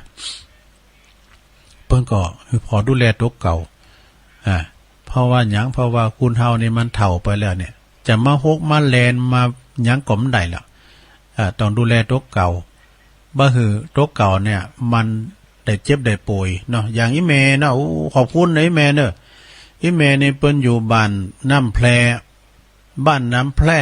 ในตำบลน้ำแพรนั่นนะเปิ้น2-3 วันก่อนเปิ้นโทรมาอีแม่ก็ฟังตุถึงหวานแหละเนาะแล้วก็อีแม่นี่เป็นอัมพฤกษ์เคยเต้าแล้วก็ลูกหลานก็มีนะเนาะเปิ้นก็ฟังนะอีแม่นะไปอยู่น้ำแพก็ตำบลน้ำแพเนาะอย่างวัดสันลานี่ก็ตำบลน้ำแพเหมือนกันนะเอาดิชลาพิธรรมโมนี้ก่อนเนาะมันจำเต้นเวลาเดี๋ยวตุลุงก็จะมีข่าวสารงานบุญมาเพิ่มแถมเนี่ยนะที่เปิ้นฝากประกาศมาก็มีแล้วก็มีโต๊ะจวยหน่อยเนอะแต่ก็มีโต๊ะจวยหน่อยโต๊ะจวยนี่ก็เปิ้นมาหอมสร้างกุฏิหลวงพ่อขอบคุณพี่น้องจากปุณเนบันกังสันปะตองแต่ว่าเปิ้นก็มาแม่วันดีแสนปิงพร้อมด้วยลูกหลานเนอทำบุญถวายต้านไว้ไปหน้านะบันกังสันปะตองเปิ้นก็มา 4-5 คนด้วยกันว่านะขอบคุณเด้อแม่วันดีแสนปิงเปิ้นก็ทำบุญการนำกาไฟ1 ซองเนาะนางสาวจันจิราพรก้อนแก้วอุทิศบุญกุศลกินตันไปหาจิตดวงวิญญาณของป้าอุ้ยน้อยจันนะป้าอุ้ยน้อยจันแม่อุ้ยคำมาก้อนแก้วเนื้อบั่นกลางสันปัดตอง1 ซองยินดีเนื้อขอบุญกุศลไปหอดถึงยังเขาเจ้าขาดทั้งหลายได้กินได้บริโภคปิ้นขอติบน้ำติบปุ่นเสียจากตีอยากพรากเสียจากตีตุกให้ได้เสวยความสุขในสัมปรายภพนั้นจุงจะมีเนื้ออมรรัตน์และก็นายมาโนดศรีชัยวงศ์นะพร้อมในครอบครัวอุทิศบุญกุศลกินด้านไปหาปอสันนิดเนาะศรีชัยวงศ์นะแถม1 ซองแม่ศรีวันศรีชัยวงศ์อันนี้ก็ทำบุญไปหาเทวบุตรเทวดาเจ้ากรรมในเวรบั่นกลางสันปะต้องแถม1 ซองป้อหนุ่มนี่นะป้อหนุ่ยแม่วิไลก้อนแก้วนี่ก็พร้อมครอบครัวป้าหนุ่ยนี่เปิ้นกินต้านไปหาเนอะทำบุญต้านไปหายังป้าอุ้ยเขียวแม่อินพร้อมกับป้าน้อยหลัดนี่นะก้อนแก้วเปิ้นอยู่บ้านกลางตำบลอยู่หว่าสันปะตองน่ะ1 ซองอันนี้มีแม่บุญวงดีนางสาวนงครานสิงคราชนะเดี๋ยวแม่บุญวงดีทำบุญสร้างกุฏิว่านะ100 บาทเนอขอบคุณแม่บุญวงดีนางสาวนงครานสิงคราช ก็รวมทำบุญแถม100 บาทนะทำบุญสร้างกุฏิแล้วก็นายหารนางลำไย ยะวะยะวะวงใจแก้วยะวะใจแก้วแถม100 บาทเนอะอันนี้เป็นอยู่บ้านสันกลางตำบลหนองตองอำเภอหางดงบ่เนอขอบคุณเนอะเรียกก็หมายมีนางบัวคำอินตยศนี่เปิ้นก็อยู่ที่บ้านดอยหล่อนี่เองวันนั้นไปช่วยงานดีวัดพระธาตุดอยหล่อเปิ้นตันสังก็รวมทำบุญไปตั้งหน้าปิ้นกันเตตุลุง12ยินดีเนอปีโบคำเปิ้นก็ยิบจักนะได้ยิบจักอยู่หั่นจ้ะอันนี้อันอันนี้อย่าไอ้คำปีบุญศรีป่าน้อย อันนี้เปิ้นก็ปะการตีงานโดยหล่อวันนั้นก็อันนี้เป็นการเตตุลุงเนยนะ12ขอบคุณเนอขอบคุณหลายๆอันนี้ซองเป่าเนอปัจจัยหลวงพ่อเอาถวายหมดละหลวงพ่อถวายหลวงพ่อละก็ผู้นำบุญก็มีเม็ดติบแสงทองเม็ดติบนี่เปิ้นปิ้นจังซอดกจังซอนะแม่จันติบเนี่ยแม่ติบจังซอแม่ติบแสงทองนายสุพัฒน์บันลังเปิ้นมาจากตาวังตาลเนอะบ้านตำบลตาวังตาลเนาะอันนี้บ้านปงหมูอ่ะบ้านปงหมูกะเนาะบ้านปงหมูสีตำบลตาวังตาลเนอะสารปีนะรวมทำบุญแถม1 ซองเนอะอันนี้หมายความว่าซองนี่เปิ้นก็มีซองเป่านะขอบคุณแม่จันติบจังซอหลายๆเนี่ยผู้นำบุญในวันนั้นนะเปิ้นเอารถแดงมาลำรถเนื้อเอาแคบหมูแคบมันเอาเหม่งเอาลำไยมาตานโดย หลายอย่างขอบคุณแม่สีแม่จันติบโดยแม่จันติบจังซอแม่วันแม่จันทราอุปราสิทธิ์กันนะอุปราสิทธิ์อันนี้ก็มาจากตาวังตาลเหมือนกันเนาะบ้านกลางนะตาวังตาลเหมือนกันเนี่ยรวมทำบุญแถม1 ซองแม่น้อยสายเขียวป่าเหวนะหมู่5อุโมงค์รวมทำบุญ100 บาทเนอะและนางปทุมปละอุดอันนี้ก็บ้านปากล้วยนะแถม20 บาทแม่จันฟองบุญญาตุ้ยกะปัญญาตุ้ยนะ20 บาทเนอะแล้วก็มีแม่แก้วดีมหาเทพเนี่ยบันไลแถม20 บาทแม่จันทาอุปราสิทธิ์นี่กะรวมทำบุญแถม100 บาทเนอะเพิ่นก็มาด้วยกันเนาะนายบุญเนตรนางเพ็ญศรีอันนี้ก็มาจากตาวังป่าเหมือนกัน40 บาทแล้วก็อัครเดชพรหมมาเมืองพรหมเมืองมาทั้ง40 บาทเนาะครบถ้วนกระบวนความเนอะเอาปอนโดยการตึงหลงเนอะอิจิตังปฏิตังตุมหังกิปะเมวัสมิจตุสเปปุเรนตุสังกปะจันโทปนารโสยะถามณิโจติรโสยะถาสัพพิติโยวิวัจจันตุสัพพะโลโกวินาสตุมาเตภวัตวันตรายโยสุขีติคายุโกภวะอภิวาตานาสีลิสานิจังวุธาปัจจายโนจัตตารโรธรรมาวัฏันติอายุวันโนสุขังปะลัง ขอบคุณหลายๆเด้ออันนี้ก็เอาธรรมดาไปก่อนเนาะสดาญาโยมเนาะผู้ก็คอยเสาะหาธรรมมาติดแรงบื้อทำกรรมดูพอมันสมติดน้ำติดธรรมพอให้กับวันพระวันศีลเดือนนี้เปิ้นฟังหลายสดาเพราะว่าเปิ้นไปนอนวัดกันนะไปเป็นนอนวัดกันเนาะตัวลุงก็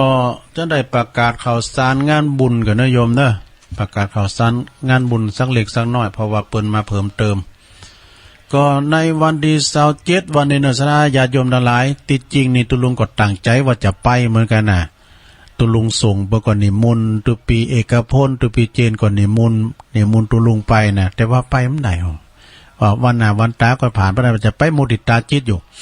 27วันนี้เนอะสิงหานะก็ธรรมสัญจรบวรเคลื่อนที่ของคณะสงฆ์ตำบลศรีบัวบาน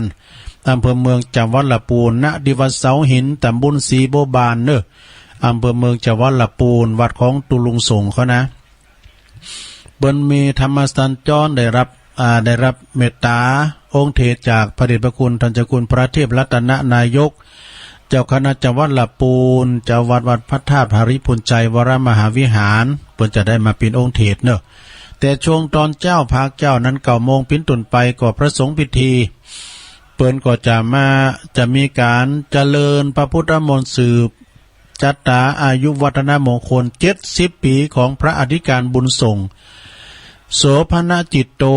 นะตุลุงส่งเฮาในเจ้าอาวาสตุหลงเปิ้นแฮปปี้เบิร์ธเดย์เปิ้นวันนี้นะวันนี้วันเกิดเปิ้นโดยแล้วก็เปิ้นมีการธรรมสัญจรโดยรวมโดยดังท่านอาจารย์เอกพลมูลโลกหรือว่าชุตินทโรนักเทศเสียงทองจากฝั่งละปูนเปิ้นก็จะมีพระสงฆ์สังฆทานในสดาญาโยม19 ชุดด้วยกันนะชุดละ 1,500 บาทไผย้ำได้ไปหาเป็นเจ้าภาพบัดเดี๋ยวนี้ก็ยังครบเลยนะ ไปแจ้งความประสงค์จำนงหมายได้เน้อตีตังตุลุงส่งก็ดีตุปิเจนก็ดีนะพอจะไปออกโรงทานก็ไปสดาเน้อที่วัดเสาหินเน้อวัดเสาหินก็ตำบุญสีโบบานนะแล้วก็ติดจริงนี่เปิ้นนิมนต์ตุลุงเหมือนกันแต่ว่าตุลุงไปไม่ได้นะที่แรกก็ว่าจะไปเมื่อตั้งใจเหมือนกันนะล้านมันก็บ่ฮู้ตีไอ้บรรจงคันน้ำวงพี่น้องเด่นจาก็ได้ไฮแซบพิญญาเนาะเอาไว้โอกาสหน้าก็จะไปมุดิตากับตุลุงถึงวัดเลยนะวันนี้ก็แรงๆก็ว่าจะไปแล้วก็จะเชิบไปตั้งบ้านมาให้กับแม่พอเก้าอี้หมุนสักโต๊ะไปสอบถามราคาไหมกะเก้าอี้หมุนที่มันนั่งอย่างบนนี้ก็ดังก็เด้อเก้ย วันที่1 กันยาเนี่ยบนจัดตั้งสังฆทานที่วัดมงคลเวรุวันปังกอดตันเนี่ยหลวงพ่อเกษมสัทธาธิโกตุปีเสมเฮานี่นะเปิ้นเป็นเจ้าของสวนกาแฟด้วยเปิ้นก็จะมีงานถวายสังฆทานวัดปังกอดตันคือวัดมงคลเวรุวันเนอตั้งไม่หลวงกิ้วเขาเนอหลวงไขเขาหลวงตุปีเกษมนี่เปิ้นนิมนต์ตุลุงไปด้วยเนาะนิมนต์พิสงฆ์พิธีด้วยนะก็จะไปอยู่เนอะจะไปโปรดเมตตาแต่ไปโลมทำบุญครับตุปีเปิ้นตวยเปิ้นแปลงเจดีย์โตปอหลวงบ้านเปิ้นเป็นสตรีเหล็กด้วยนะไม่ลงเนี่ยก็ลืมจื่อไปแล้วนะก็ปะกันเนอตังปีนั้นประสิทธิ์หรือว่าปีนั้นพุ่มวันที่1 กันยานะวัดมงคลเวรุวันก็แล้วไปเนาะ17 ตุลาก็เปิ้นจะมีกฐินที่วัดพุทธศรีคีรีเนออันนี้ตุลุงไปนอนกุฏินะ17 ตุลาเนออันนี้ก็คณะของจากกรุงเทพนะพอผู้หมวดชัยพรตระกูลเปิ้นจะมาเป็นประธานเนอ17 ตุลา63เนอไปปะกันไปนอนรับดีพุทโตที่วัดพุทธศรีคีรีเปิ้นแจกของหมดลุงดอยมาเปิ้นแจกกะลามกูคน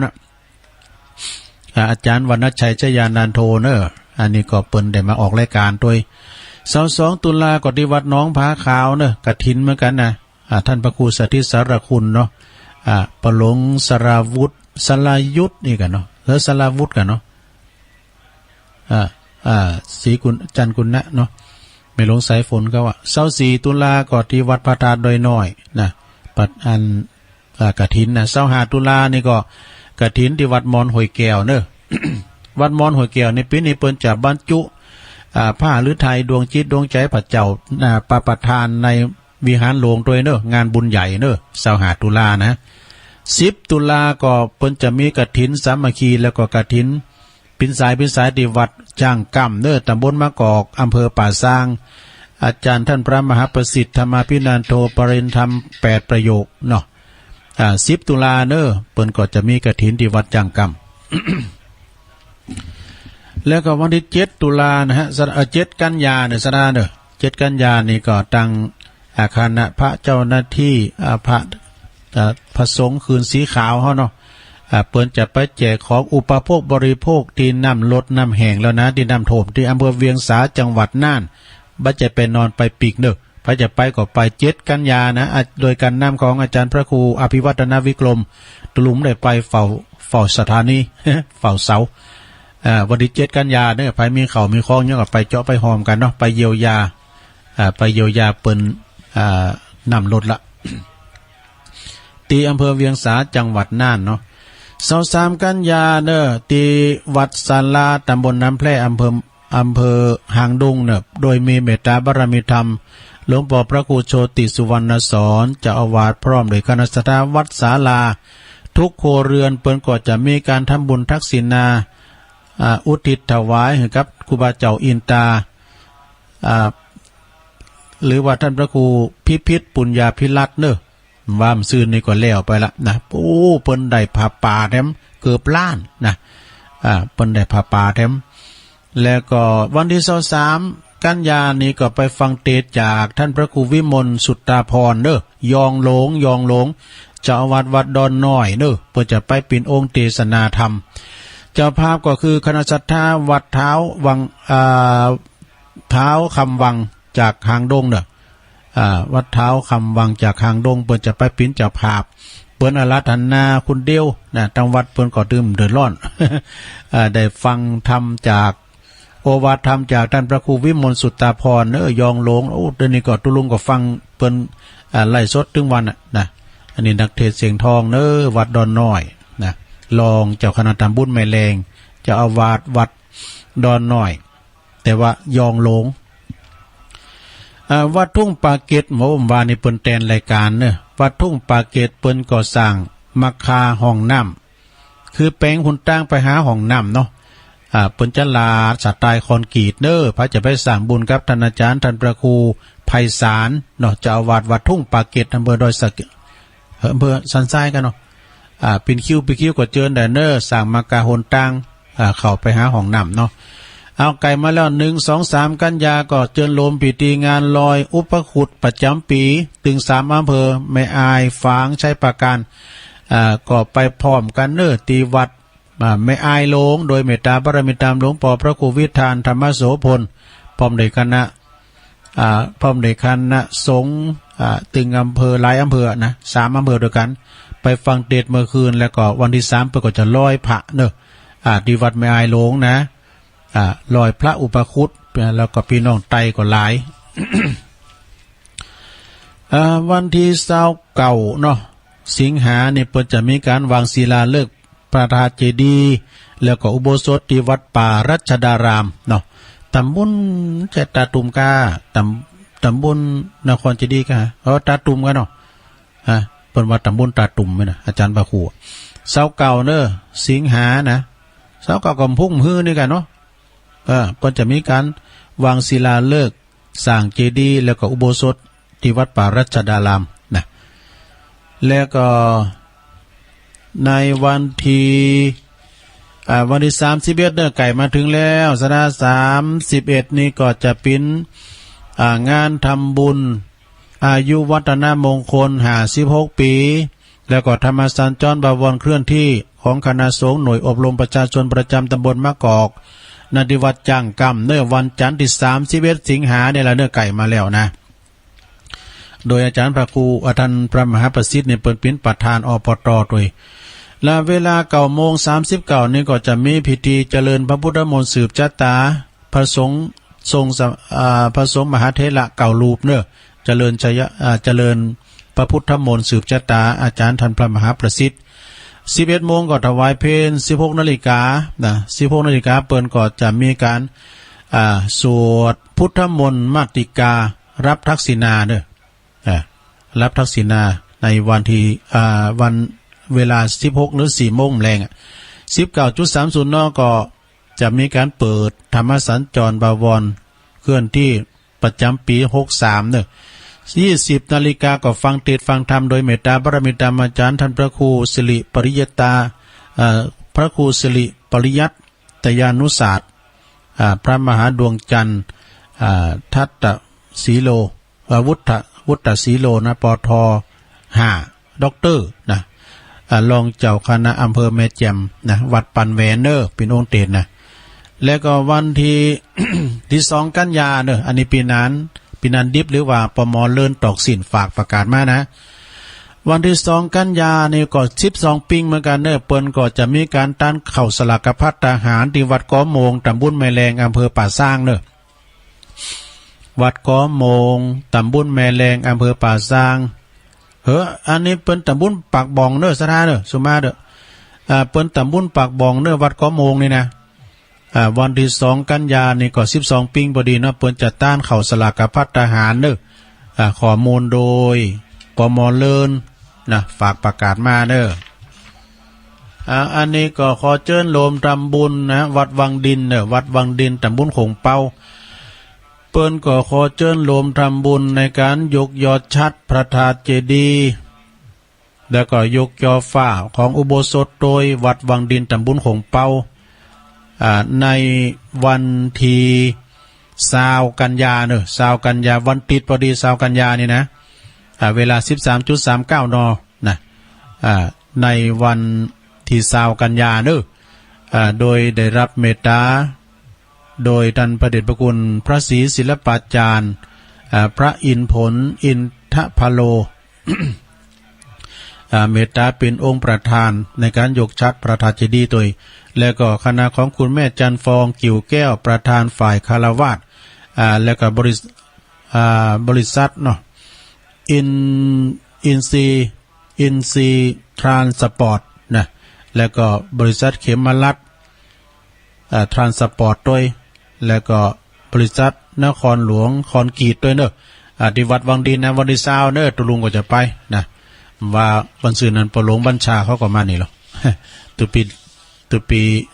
ลงตุปีเป็นมานิมุนเนาะแล้วก็ต่อไปสถาอันนี้ก็เจิญโลมทำบุญ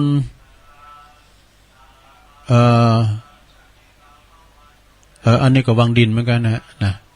เปิ้นจะมีการปูโตนนอนบริเวณรอบอุโบสถด้วยนะที่วัดวังดินนะวัดวังดินเนาะ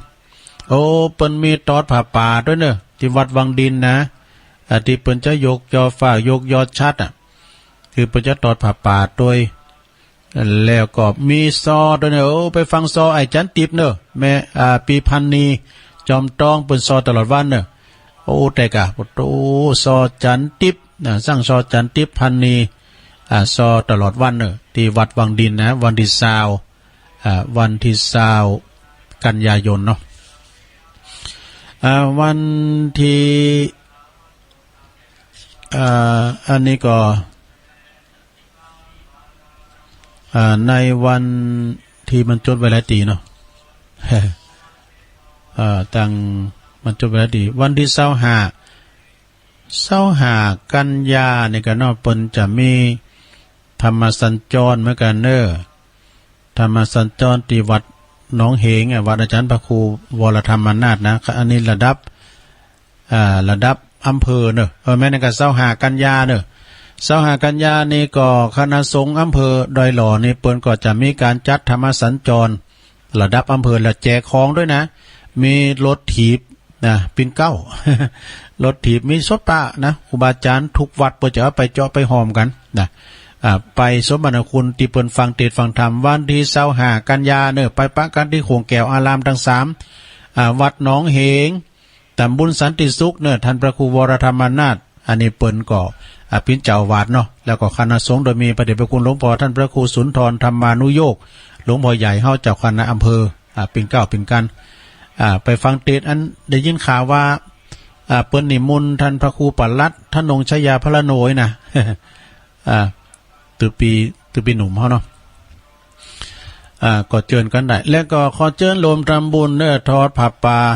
อันนี้เปิ้นจากวังศิลาฤกษ์พระธาตุเจดีย์เนอะแล้วก็ทอดกฐินสามัคคีโดยสมทบทุนในการสร้างพระธาตุเจดีย์ที่วัดโพธิมงคลอำเภอพระอำเภอบ้านโฮงในวันติดที่25 ตุลาเหมือนกันเนอะเวลา9:39ก็ไปรวมทำบุญกันเนอะยังไกลอยู่นะต่างท่านพระครูโพธิพัทราวุฒิตุปีสิงห์ทองเพิ่นฝากประกาศมาเนอะที่วัดโพธิมงคลบ้านอำเภอพระเนอะนะแล้วก็มีไหนแถมแต่หอข่าวสารงานบุญอนาธรรมเต้นน่ะตุลุงเอาไปไว้ในถุงยามเลยนะเดี๋ยวกันสดานะเปิ้นมีกินมีต่างกันหลายตีซะนะเปิ้นมีกินมีต่างกันหลายตีตุลุงก็ก็เดี๋ยวกันเพราะว่ามันจดไว้หลายตีเนาะมินี่แฮกะอันข่าวสารงานบุญแต่ละวัดนะกะ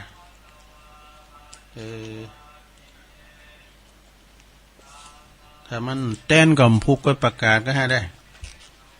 เอาไปไว้ที่ไหนพวกนี้อันตัวลุงก็จดไว้หลายตีนี่ละได้ละที่นะพวกตัวเลือกกองวุ้งก่อนอันใดก็ดียิบดีเอาปีนี้ประกาศของครูบาอาจารย์เย็นๆเด้อไม่น้อยก็เดี๋ยวก็โทรมาเดี๋ยววันที่23แล้วไปแล้ว26ก็ตุงท่อก็แล้วไปแล้ววันที่6เนื้อสังฆทานที่วัดหลังธรรมเปิดจัดตั้งสังฆทานที่วัดหลังธรรมวันที่6หลังธรรมก็ตำบลดอยหล่ออำเภอดอยหล่อเนี่ยตำบลสองแควอำเภอดอยหล่อเนาะ13กันยาก็ที่วัดโหโขมใจสลากเนื้อเนนมันพิมพ์พิษแล้วก็เปิ้นแก้ไขมันตาลสังเนี่ยนะอันนี้ไอ้แหวงบอกคือนะไอ้สแหวงบอกคือ13กันยาก็ไปปักกันที่วัดโหโขงเด้อ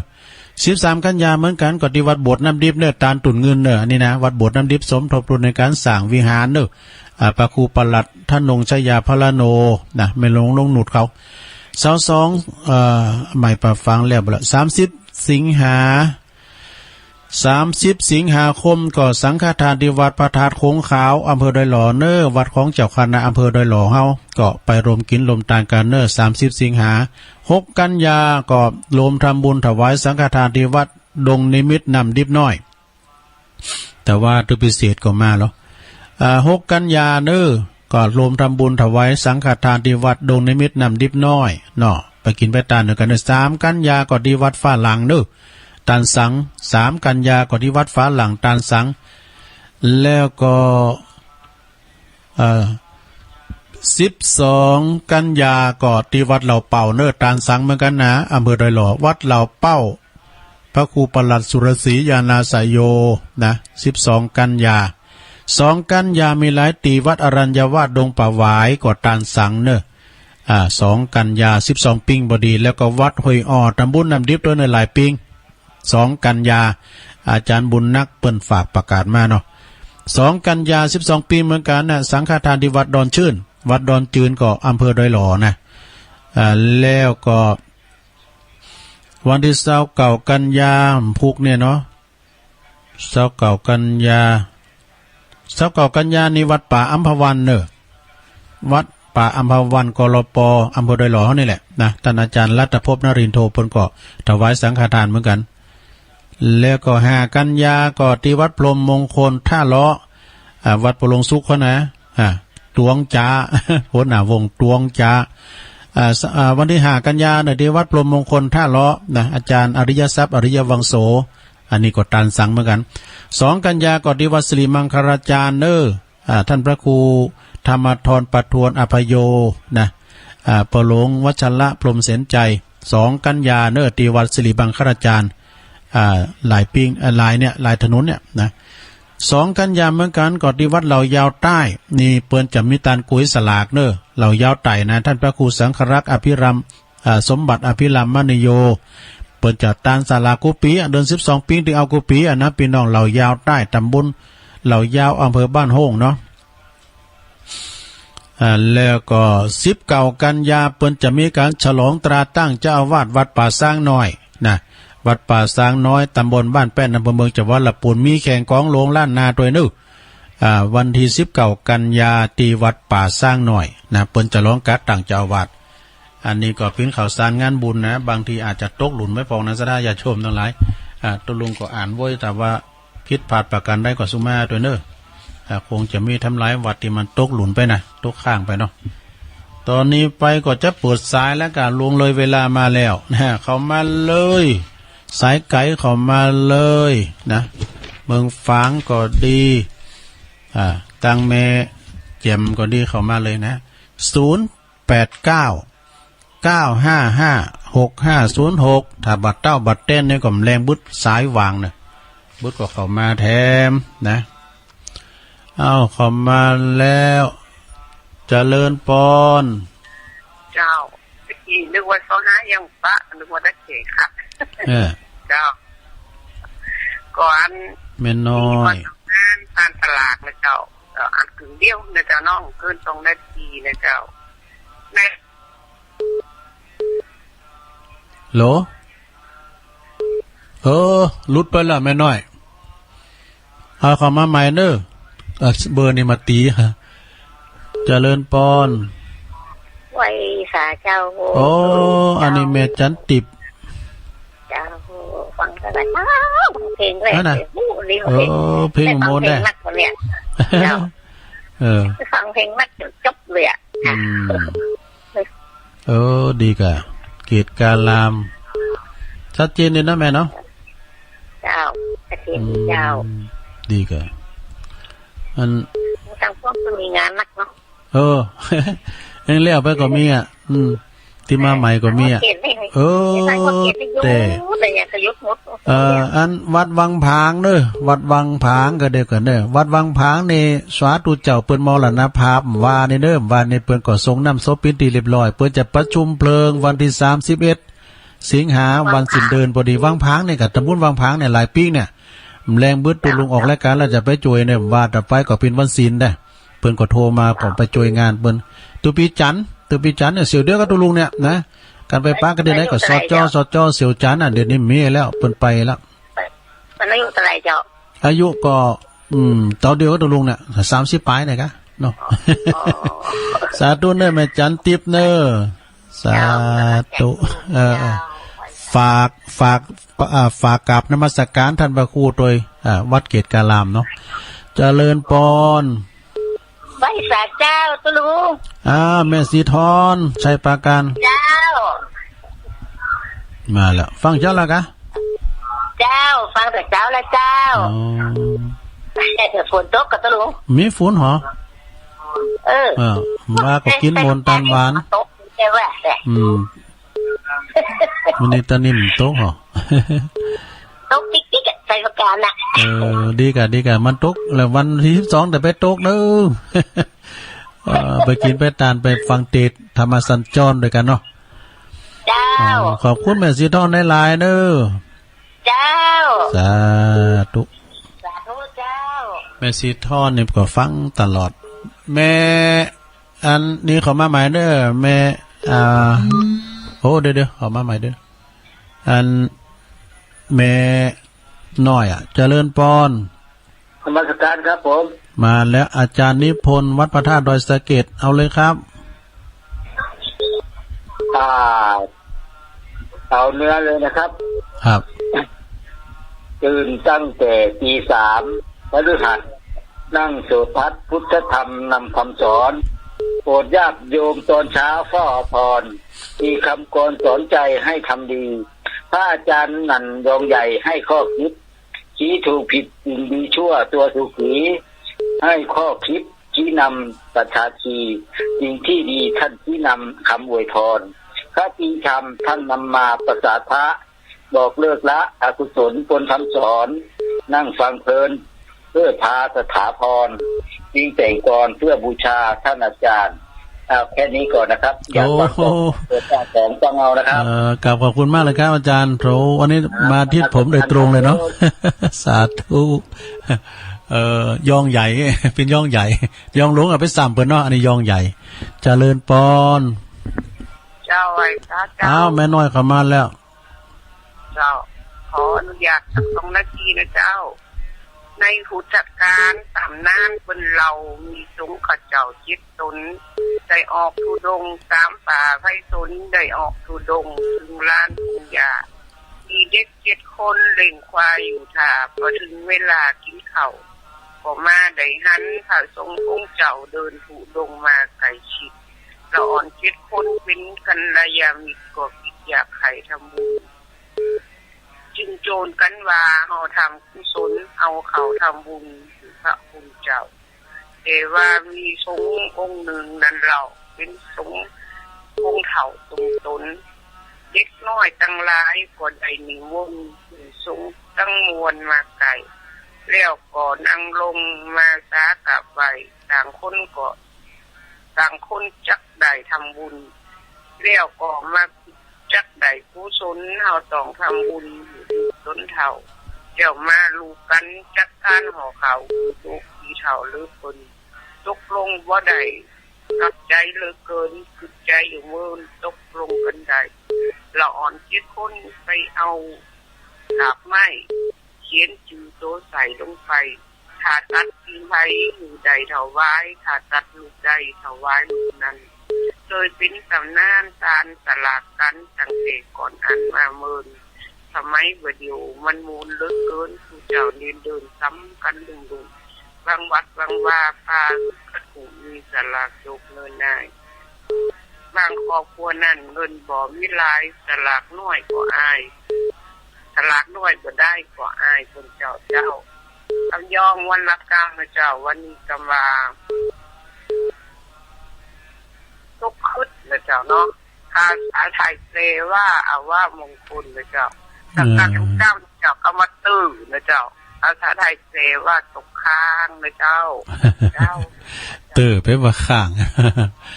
อ้าวขอบคุณแม่หน่อยเด้อสายต่อไป075เจริญปอนไปจ้าจ้าลูกแม่จันฟ้องปงดอนจ้าแม่จันมันต้องเคยนี้แค่เสียงเลยบ่ทันไปอยู่ด้วยลูกเปิ้นเด้อลูกเปิ้นทำงานอยู่ปุ่นน่ะละปูนปุ่นน่ะจุนี่ก็มีไผดูแลจะได้จ้าก็หายไปน่ะแม่จันฟ้องต้องกัดลูกมีฝนน่ะแม่ฝนตกอ่ะดีกะฟังไปติ๊กๆเนิ่มแรงเบิดแถมเนิ่มรอโทรมาแถมได้ยินจะรู้ฮะได้ยินไม่แรงแรงได้ยินนั่นบ่เป็นยังคอยฟังย้อนหลังเอากันเนาะย้อนหลังพวกเจ้าคอยฟังนำเนาะยินดีแม่นักๆเด้อโอ้เพิ่นฝากปัจจัยมาจัดหลายเด้อนี่นะเพิ่นว่าหอมกฐินอยู่เด้อนะก็แชร์ไปตามนั่นเด้อแม่จันฟ้องเจริญปอนกราบไหว้สาครับมาแล้วพี่น้องเมืองฝางมาแล้วบ่น้อยบุญปันครับผมเอาแปดเหลี่ยมกิ้งโกมนี่เป็นอย่างอี้เนาะฮะแปดเหลี่ยมกิ้งโกมนี่เป็นอย่างอี้เนาะมันได้เป็นจ้อยเป็นชอบ่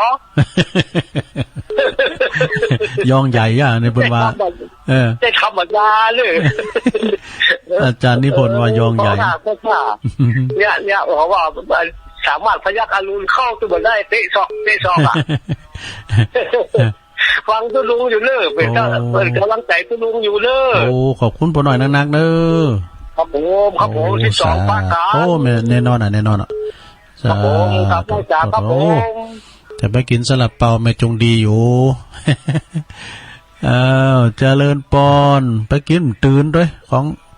ปอนหน่อยเจริญปอนฮะอย่าว่าจ้าตั้งได้จ้าแม่ไม่บัวคำก็จ้าโอ้แม่บัวคำตัวนี้ตาจ้าฝนตกอ่ะฝนก็ไม่กระจายแล้วแท้โอ้ฟังเพลงกับไปกับพวกเจ้าน้ำนะเปิดเพลงมนเพลงในก็ของเสียงเพลงของแม่น้อยปุ่นเปิ้นอยู่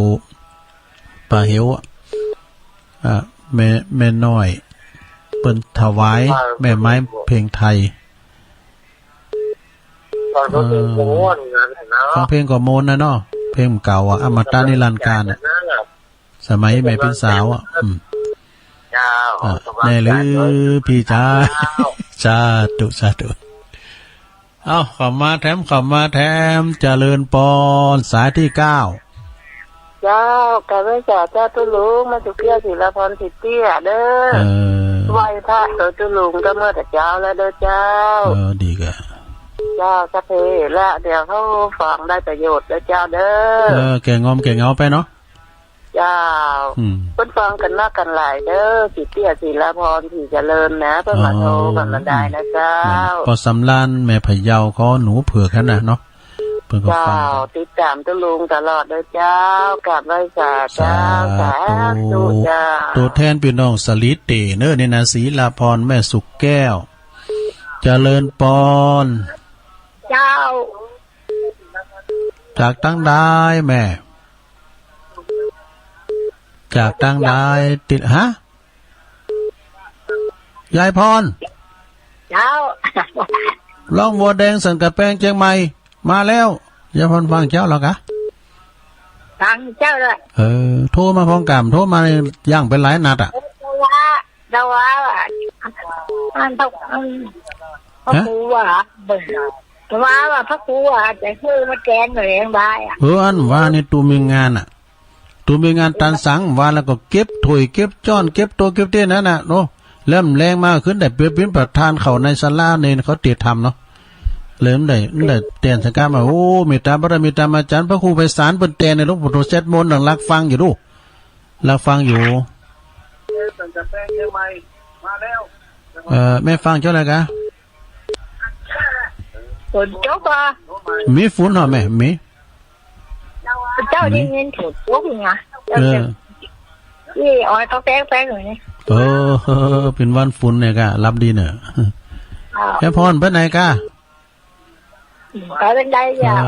ก่อนเจ้าให้ก่อนเขาไปหล่อในวัดน่ะมันมาขอนึ่งนะเดี๋ยวไปโคโฮกันอยู่ไกลวัดไหนไปมันยาพรค่ะฮักแต่กะโอ้สมาร์ทขามันฮักแล้วก็เด่นหาดีแล้วกะตุลุงเนี่ยกะหิมนกอ่ะขาเก้าอี้ฮักอ่ะอยู่ดีมีสุขเนอะยายพรผู้ขอโทรมาแถมสาธุเนี่ยยายพรก็ยายโอเนี่ยสุมาเนอะกายกรรมวจีกรรมตุลุงกับอูหลินพอนั้นไปถือสาเนอะเจริญปอนกับวิสาครับบารมีอ่ะครับผมปูดโรงปะกันจะเหมือนแหน่บารมีนั่นโอ้ยโจ้ครับสมองตุลุงตลอดนะครับแต่ไม่ได้ว่าตุลุงไหนก่อนได้ปีนี้ได้ตุลุงแต่ได้กับมือนั่นแค่นะอยู่วัดได้กับได้ไปไหนอ่ะเฝ้าเสาเนี่ยนี่วันนี้ก็ได้ไปไหนว่างๆผมเข้าไปกับท่านนะครับโอ้ขอบคุณหลายๆเนอะครับผมโอ้ได้ยินสิครับโอ้ขอบคุณในบารมีหนักๆเนอะครับผมขอบคุณครับอันนี้เพิ่นอยู่ห้วยโจจอมต้องเนี่ยบ้านนั้นแม่จันดงพรมคนนี้กะไอ้บารมีห้วยโจเจริญปอนเจ้าสวัสดีเจ้าอาจารย์เจ้าเมเลีย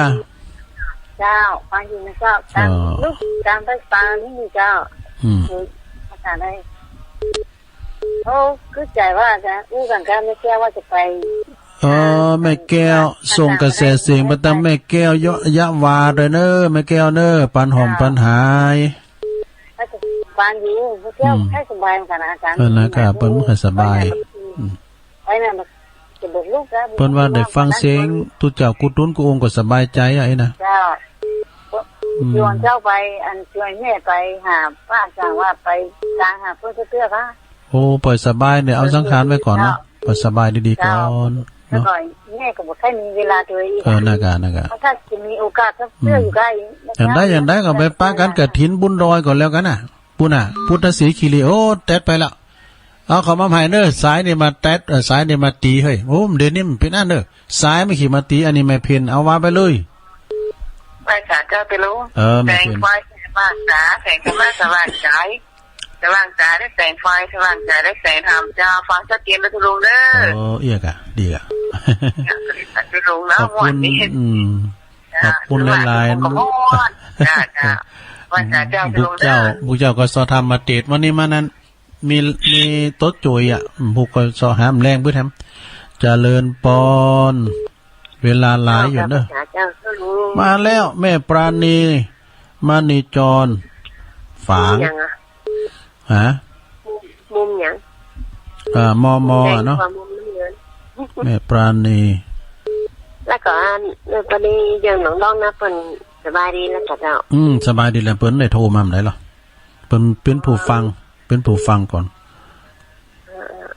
เป็นห่วงจ้ะน่าก็ส่งกระแสกำลังใจไปเนาะเจ้าพุทธะได้ยินเสียงกันแล้วเนาะน่าก็รอมาบ้านภาษาเจ้าตะลงเอาเมื่อสายแรกแล้วล่ะบ่ได้เนาะการนั้นอย่างโควิดเปิดจังหวะอยู่เนาะเจ้าอันอย่าเอาฟังกันนะเฮาก็ขึ้นไปกันก็ขนาดได้หันหน้ากันน่ะเฮาเป็นกำลังใจทั้งเสียงอ่ะกันมันมีวิทยุน่ะไปหูจักกันน่ะหูจักเนาะวันที่12ก็ปะกันเด้อ พี่น้องตั้งสันตุนมือเน้ออันนี้ปอเล่งนั้นลงฝากประกาศมาว่าเปิ้นจะตั้งตุนค่าอาหารเน้อแล้วก็ไปหอมกะหันแล้วก็ไปรถปอเล่งลงเด้อถ้าว่ามันเสี่ยงกันก็เอารถไอ้แม็กไปทำการนึงนี่นะดิเซนตุนมือเน้อพี่น้องไปปะกันเปิ้นปอเล่งนั้นลงกิตติวงศ์เปิ้นตั้งตุนค่าไว้หั่นแล้วก็ไปฟรีเปิ้นจะหาไปสูงหมดปอเล่งลงเนาะ ไปฟังหน่อยเลี้ยงหลวงเนาะปอเล่งลงเนาะบ่โอ้คือฮอดยามบ่ก่อนน่ะรถอีซูซูตุลุงได้ขี่เพิ่นไปสูงไปหับตาลอีซูซูเก่านะขอบคุณแม่ปานีหลายๆเด้อโอ้สาธุปากันเด้อวันนั้นก็แม่จงดีเขาปนน้อยบุญปันเขาหลายก็ฟังเจริญพรโอ้พอเสียวโอ้พอเสียวใช้เข้ามาแล้วเล็กกันทาเนี่ยไว้ดีเนาะโอ้ตามอัตภาพกับพระเสียวตามอัตภาพคนต้องว่าเขาได้หมดไปนะฮะเขาได้หมดเห็นไหมนะอันหลวงพ่อไปกับอันนี้ปิ้นซักปิ้นหน้าของหลวงพ่อนะปลอยนะปลอยอุปนันท์มีซักปิ้นนันหน้าปิ้นหน้าของหลวงพ่อวัดพระธาตุหน่อยหลวงพ่อจะไปกับบึ้ดตุลุงก็จะฝากห้อมไปนะกะแต่ตุลุงก็ติดงานตุศพตุเจ้าสีเดียวกันนะแล้วก็เสียวเดียวกันด้วยเหมือนกันเตียนวัดวังผางบึ้มแรง6 โมงจะเข้าไปที่วัดวังผางก่อนเนาะพอเสียวก็สบายดีเนาะฟังตลอดเนาะชัดเจนดีเหรอดีกันเดี๋ยวโทรฟังแล้วสบายใจก็ฟังโอ้ขอบคุณเนอะเนาะขอเป็นกำลังใจให้พอเสียวชัยด้วยเนอะโอ้สาธุอันนี้พอเสียวเนอะพอเสียวชัยก่อนนั่นก็แอวด้วยกันนะพออยู่น้ำดิบน้อยนะเจริญปอนการนวัตการเจ้าเจริญอันนี้โยมพิสมัยไม่ลืมดอนตันไม่ลืมเจ้าแต่ดอนตันเนาะคือทุกมาเพิ่มเปิดสายละดอนตันแม่ริมโต๊ะแม่ริมน่ะโอ้คุณโต๊ะกำลังดีกะโต๊ะต้นวันน่ะแต่ว่าเป็นแรงต้นท้ายของบางๆพวกลุงถ้ามันโต๊ะก็ดีละมันจุ่มเย็นดีเนาะตอนนี้มีฝนเหรอมีฟ้ามีฝนเนี่ยแหละแดดเสลมันก็เนี่ยก่อนจะแดดได้วามเก่านะว่าก็กินมนตันหวานก่อมห้อนว่านะถ้ามันการมีงานว่าบางคำป่อมก็ต้านว่าละกูแก้วก็ต้านว่าละด้อยน้อยก็แล้วว่าละตุ้งท่อก็แล้วว่าแล้วมันป่นไผ่ป่นมันเนาะมันปิ้นโหงละโลงใจแล้วมันแล้วอีนะถ้าเป็นมีการมีงานมันต้องตกลงโอ้น่ากะมีการมีงานวันเดียวนี่กับเป็นห่วงวันที่12เมวันนั้นก็แล้วละวันนั้นในวันที่12เนี่ยมันไกลแล้วหรอเนาะทำหลายวันไกลอยู่เนี่ยใกล้หน้าฝนแล้วเนาะไปตั้งไอ้โหนงอภิญญาเขาเดินเนอท่านพระครูบดิกาประเสริฐปัสสันโนไปทำเนอแต่ฟังพวกนี้พระมหาวิษณุจารุธรรมโมปินาเจสีเขาน่ะไปเนอปินาเนอโยมพิสมัยก็จะไปนะเนียนหลักก็จะไปเนอขอบคุณพิสมัยเนอเดี๋ยวฮะบอกคิดแล้วจ้ะเนียนหลักบอกว่าตอนแรกว่าจะไปเขาก็ว่าไปฮะเนาะก็เบิดด่าโหตุลุงไปพี่ว่าตะมาก็เจ้าของตัวเพิ่นว่าแต่ตุลุงว่าอ่ำได้เพิ่นแบ่งกึ่งกันเพิ่นจะไปรอพระเจ้าอยู่ตั้งท่านอาจารย์พระครูปลัดบดินศีลสังวโรอาจารย์เบิ่มเพิ่นจะมีรอพระเจ้าวัดพระมอนนี่กะนะวันเดียวกันเลยแบ่งตัวเจ้ากันนะแต่ตุลุงได้ไปทางฟ้าอย่างแควนหน่อยอุ้ยโมนได้ขี่รถละขี่รถก็พิ้นหนึ่งขอบคุณเนอกายไปบ้านโยมพิสมัยกะกายไปหากายไปหันกายไปดังบ้านปออายก็แม่น้อยครับพวกนั้นแม่ริมเจริญปอนไปสาเจ้าตอนใดจ้าแม่น้องหลองเจ้าฟังอยู่นะเจ้าน้องหลองน้อแม่ อันแม่สีทอนบุตรชีบงเจ้าต้องก็ลงตลอดเจ้าแต่ไม่ได้โทรจะต้องประกันเพิ่นดีกะบุตรชีบงน้องล่องเนาะก็ถ้าว่ามันต้อมเต้นกับให้มันเต้นกับแรงบึกก็มาให้มันเด้อเนาะแรงบึกก็โทรมาแทนขอบคุณแม่เด้อเจ้าสาธุฝากประกาศพระครูปัลลัดด้วยกับนมัสการพระปัลลัดพลจิรปุญโยเจ้าวัดบันเวงด้วยเน้อปอกำนันเขาปนกำนันใหญ่ผู้ช่วยแดงเขาเจริญปอนไฟฟ้าเจ้าตะลุงอ้าวมาแล้วแม่สุพรรณพันมงคลมงคลพันเนาะแม่สีพันไปอันเมืองฟ้าขี่รถไกลมนดิขี่รถกับมนเอาเฮาย่านโหแม่สุพรรณ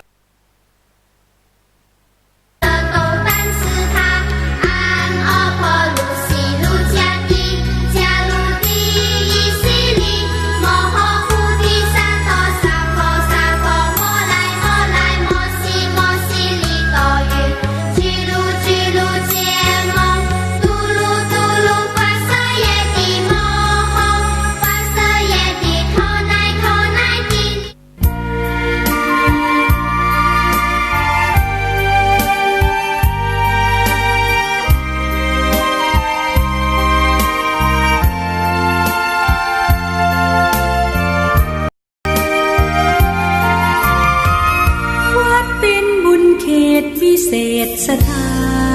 นเหมือนทิพย์วิมานของหมู่ประชาสะอาดรื่นรมด้วยร่มเงาไม้ได้ร่วมศรัทธาสมเป็นศาลาแหล่งพักพึ่งใจเห็นพระประธานเนื้อแท่นทำรง